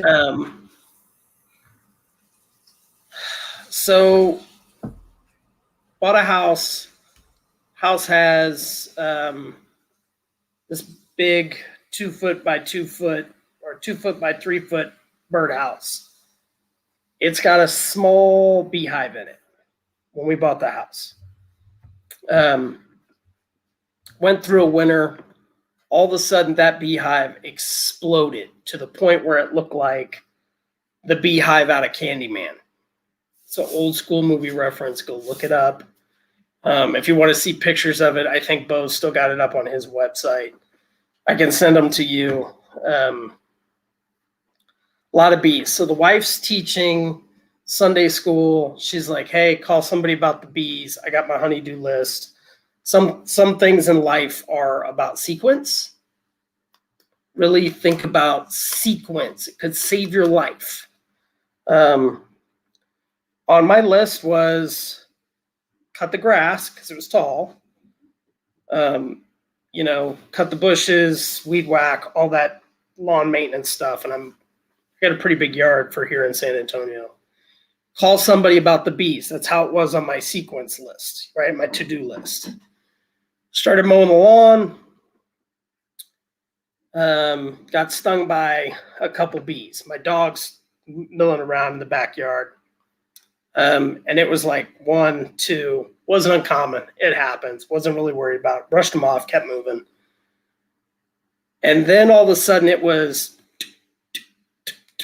so not far from the house, I run to the house, go in the back door, and I'm fighting with the 10 that I came in with or so. Look out through the back glass window because nobody ever thinks about getting attacked by killer bees. And the entire beehive is now swarmed down into the backyard. And it literally looks like those old school cartoons where people are running from the bees. It's that thick. Yep. And they're attacking my white German Shepherd Titan. Oh, no. And so I'm like, now, I'm going to tell you, this is when the battle-hardened mind of the combat veteran kicks into action and comes up with a plan. Keep in mind, in my mind, I'm still 10 feet tall and bulletproof. So I run out of the front of the house, run to the back gate, and call for the dog. All I can hear in the backyard, it sounds like the lawnmower is still going. I know it's not. It's just the bees buzzing. Aww. So I get a little deeper into this yard. Now I'm starting to get stung. I'm calling the dog. He can't hear me. So I'm like, all right, I got to take decisive action. So I decide, as only a paratrooper would decide, I'm just going to really quick run through all the bees, grab my dog, and run out the gate on the other side of the house. Oh. And it's a big gate. It's a double, you can put your car into the backyard kind of gate. Right. So I run through all the bees. They're stinging me. Grab the dog by his collar, jerk the dog. We go running to the gate, and I realize, holy crap, it's locked. Oh. So I jump up and I kick that down. We run down the street. At this point, I realize I've been stung a lot. Oh. I have lung damage from my time in Afghanistan and Iraq. And I'm starting to have trouble breathing. Oh, no. I'm about 4 houses down, and I'm like, the world is starting to shrink, right? Because now I'm like, I'm starting to wheeze. I'm starting to huff and puff. And I'm having some difficulty breathing, shortness of breath. And I'm like, this is bad. And then I remember Ranger Rick. And there's this picture of a bee. And there's that little raccoon with a little bubble above his head. And he's saying, did you know that a honeybee can't fly with 1 drop of water on him because the water makes him too heavy to actually fly? Right? So now I've come up with a plan. And I'm running, but I'm, like that freight train that's put on the brakes. I'm slowly starting to run to a stop because I'm running out of oxygen, but I'm looking in people's front yards for a hose. I still haven't seen the bees yet. So I finally find somebody because we're in drought conditions. So you can only hand water. And I find this guy's, he's like 2 houses from the end of the street, which is about 1/10 of a mile from my house because we live at the, one end to the other. And I open it up and I make it spray so it makes that big shield. Yeah. And I turn around to spray the bees. There are so many bees, like so many bees. And they're flying in to this big spray dome and they're literally just hitting the water and falling in sheets. Some of them are still flying over and attacking me. So I'm, eventually this gets to a point where I'm spinning around trying to take as many of them down, but lack of oxygen, I finally collapse, right? I'm trying to call for help on my cell phone. I'm trying to hold the bees off. I'm slowly blacking out.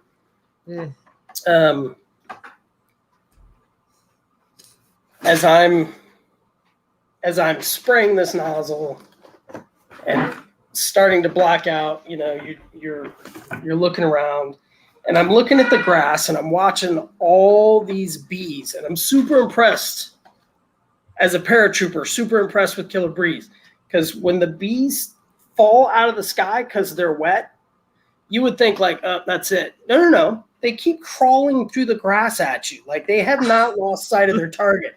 I am super impressed, but at the same point, I'm like, this is it. Gonna die.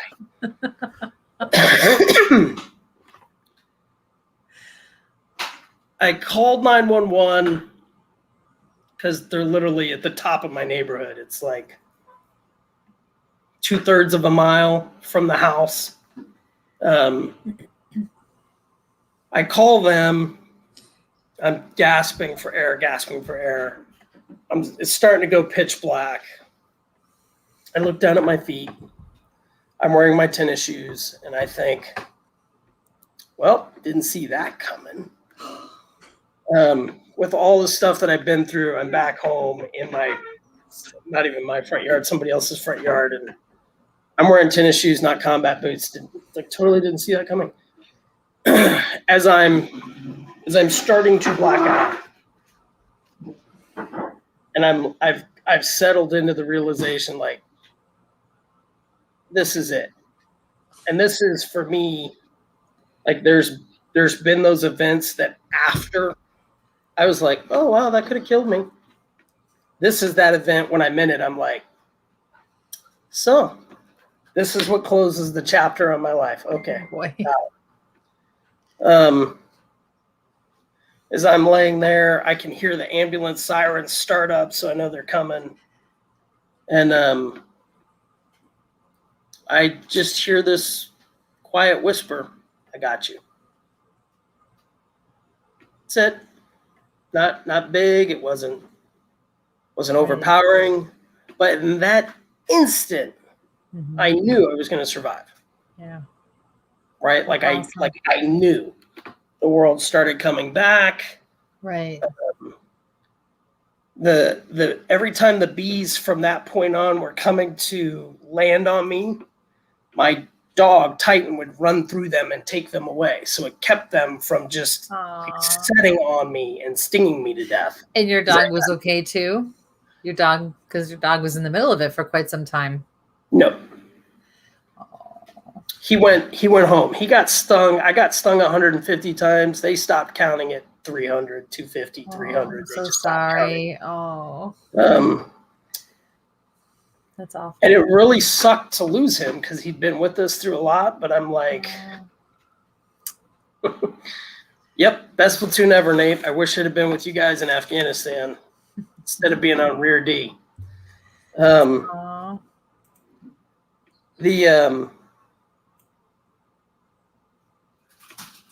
I told my wife and kids, I'm like, that's what German Shepherds do. They protect the pack. How many of them actually get to the end of their life nowadays, actually doing what they're bred to do? Right. It was still hard because from that moment on, I started to recover. Right. So when the ambulance finally pulled up to pick me up, the guy that hopped out of the car was like 5'4", and the look on his face was like, oh, dear God, they told me this was going to happen. I was going to have to rescue somebody bigger than me. So he looks at me and he's like, sir, can you help me stand you up? I was like, I guess.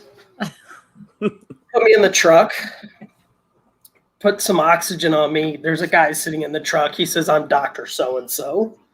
And I'm like, And he just looks at me and he's like, I'm going to give him a shot of epinephrine. So he gives me a shot of epinephrine. The little guy's on the, he's on the dispatch talking to the dispatcher. And the dispatcher's like, she's like, how many times has he been stung? How many times has he been stung? And they're, like, he's counting. And she's like, is it more than 50? Is it more than 50? Is it more than 50? And he's like, yeah, it's way more than 50. They're like, roll with the lights on to University, which is the closest hospital to us. Right. It's like 4 miles away.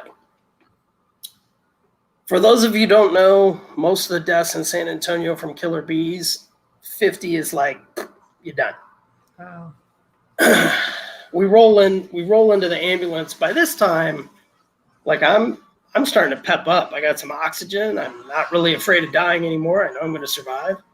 And they wheel me into the back room of the emergency room where they have like everything, which I didn't realize that's like where they put you when you're circling the drain. My little brother had to tell me that.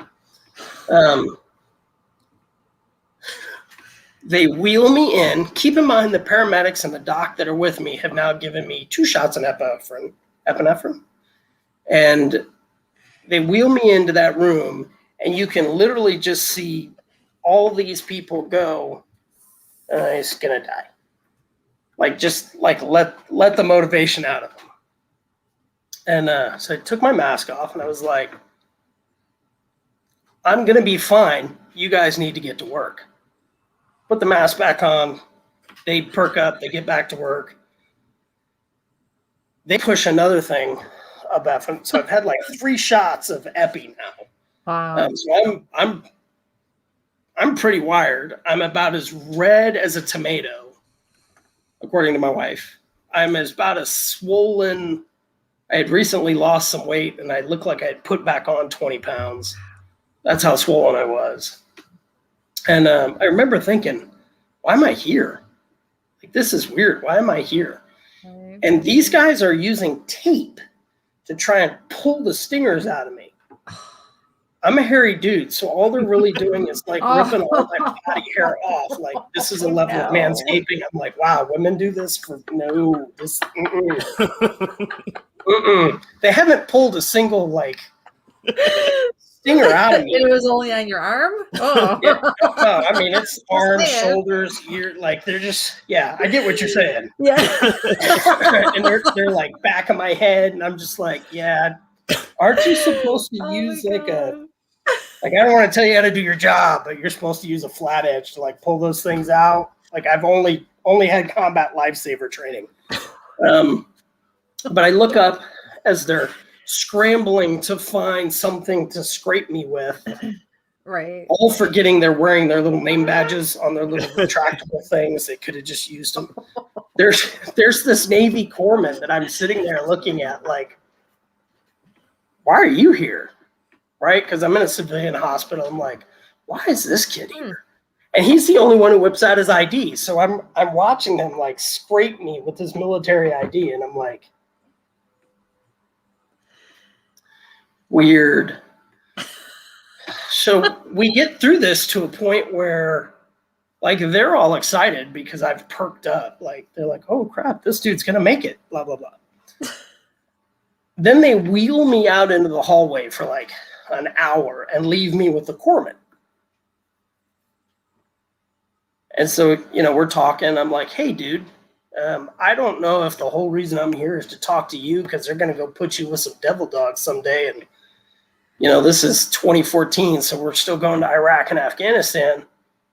I was like, but the next time you're the guy who knows what to do, even if you're not in charge, take charge of the situation. Start telling people what to do. I was like, as people come out of their stupidity, as they unfreeze themselves because you're directing them, I'm like, you can let them assume control if they have more experience than you, but don't ever just stand there and just, I'm like, don't, like, you're there for a reason. She's like, okay. Wow.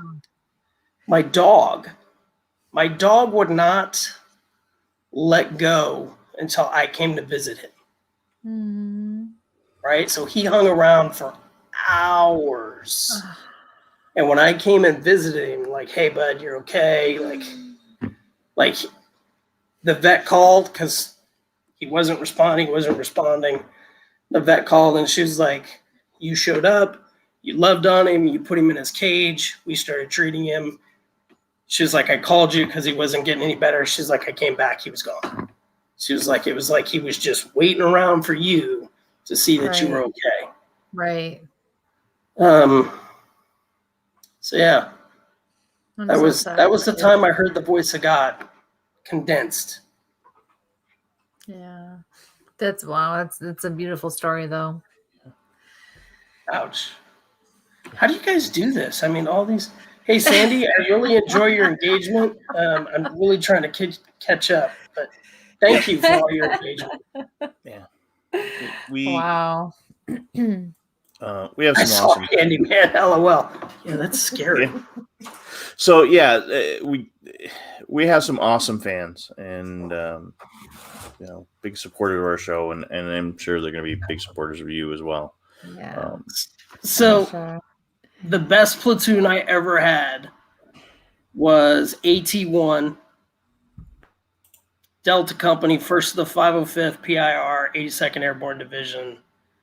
And I had probably the greatest group of guys with one or two troublemakers. And Nate was one of my guys.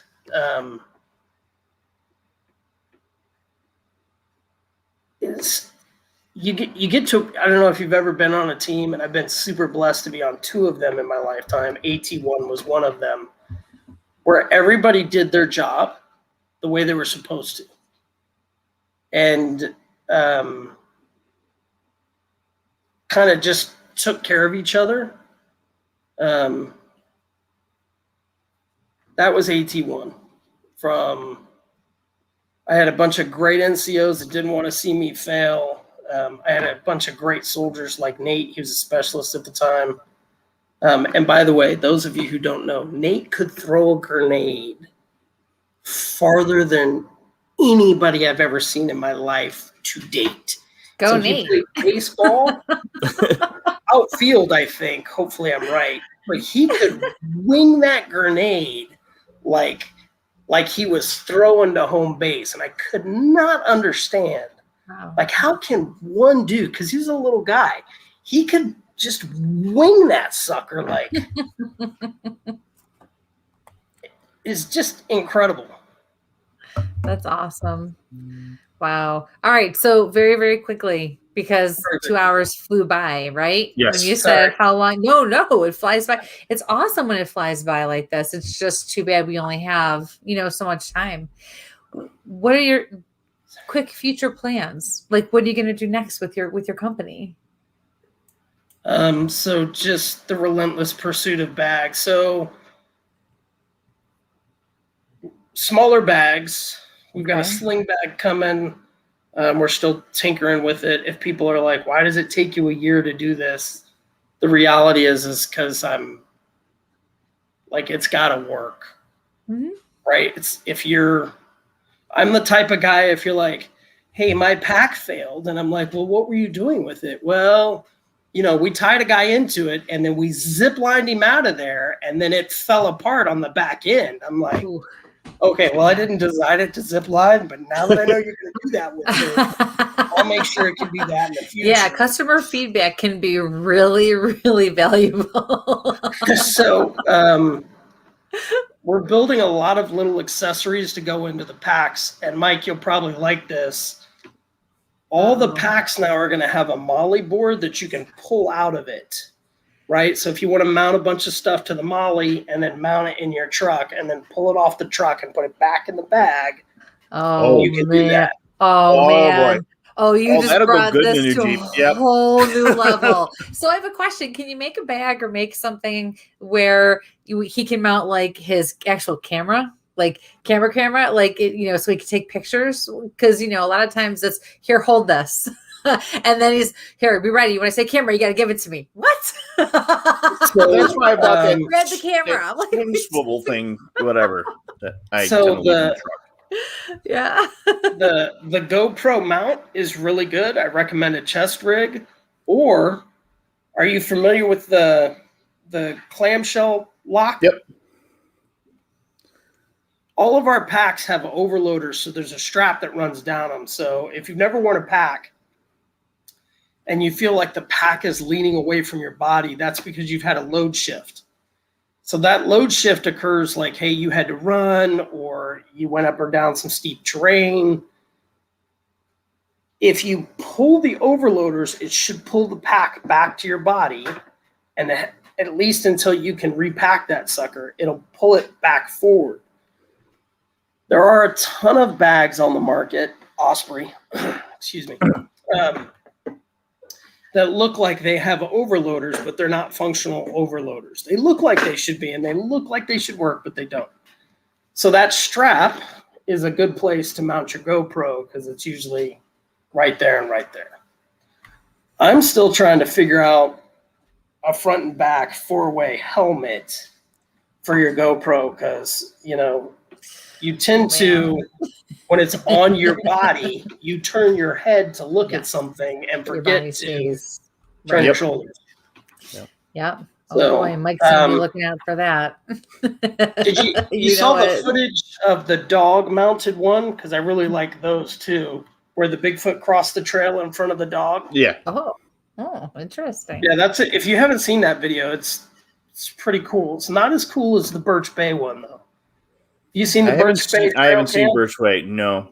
Oh, I'll see if I can send it to you on Instagram. Okay. Awesome. Like, it's literally a trail cam of this guy walking by. And if that's a fake, whoever's wearing that suit and doing that movement, like, I looked at it, Bo looked at it, everybody I know has looked at it, and I'm like, I don't think that's fake. I think that's just didn't care. Wow. That's awesome.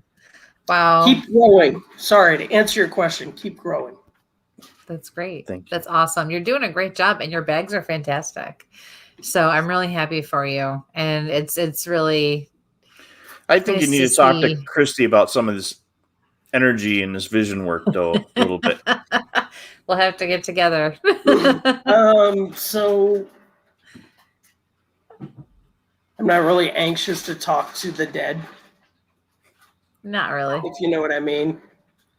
Because there might be some folks that I don't ever want to communicate with again. Well, and that's understandable. You learn to control that. But even your intuition, you're there. Like, that's not even, you already do it. So it's not like, it would be new. It's not like it would. If I could get somebody to tell me how to make people receive it better. That would be super. Honestly, the thing about knowing what we know is that sometimes we have to remember that just because we know something, it doesn't mean we're supposed to share it. And that's the hard part. And so people will receive it if they're open to receiving it. And honestly, I mean, the best thing you can always do is just ask somebody, tell them you're receiving a message, ask how they feel about something like that. And if they're willing to receive it, and if not, you leave it alone because you've given them the power and they have made their decision. And so therefore you've been able to handle the responsibility that comes with the gift. And therefore then you can say, okay, because you've now allowed that person to make that choice.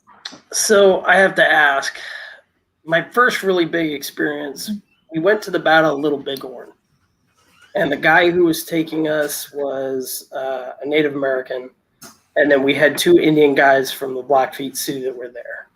And I remember walking out onto that battlefield, and I was like, there's a lot of dead people here. It was really like it was the first time in my life, like, I felt evil in Fallujah and some other places, but this was the first time I was like, a lot of people died here. Yeah. I can feel it. It was freaky. It really is hard. It was different from, like, when I go to a cemetery, I don't ever get that feeling.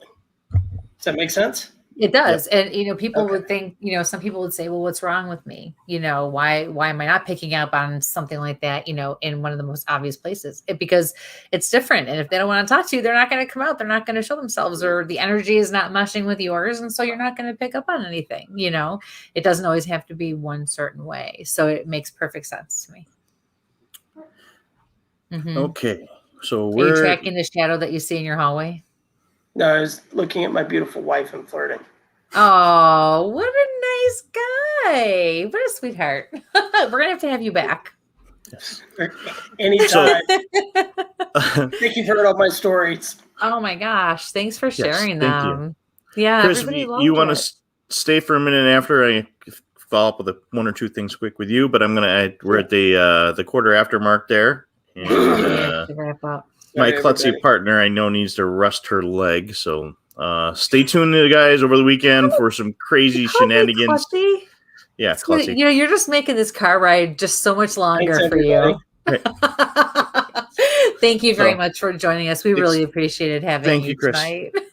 Thank you. I'm going to pull you back into the back room there for a second. So, oh gosh. All right. So yeah, Michael, you and your comments. Go ahead, because in about 12 hours. 12 hours, you're going to be stuck with me. Yep. And Kristie will be killing me. So please stay tuned. Keep the YouTubes and Facebook alive and Instagram this weekend, because we're going to be there in Michigan talking to some of our friends about some crazy stuff. So thank you guys. Please check out Chris's stuff. It's absolutely great stuff. Yeah.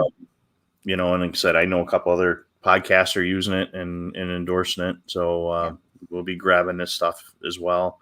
And God bless. Be safe and stamp on. All right. Goodbye, everyone.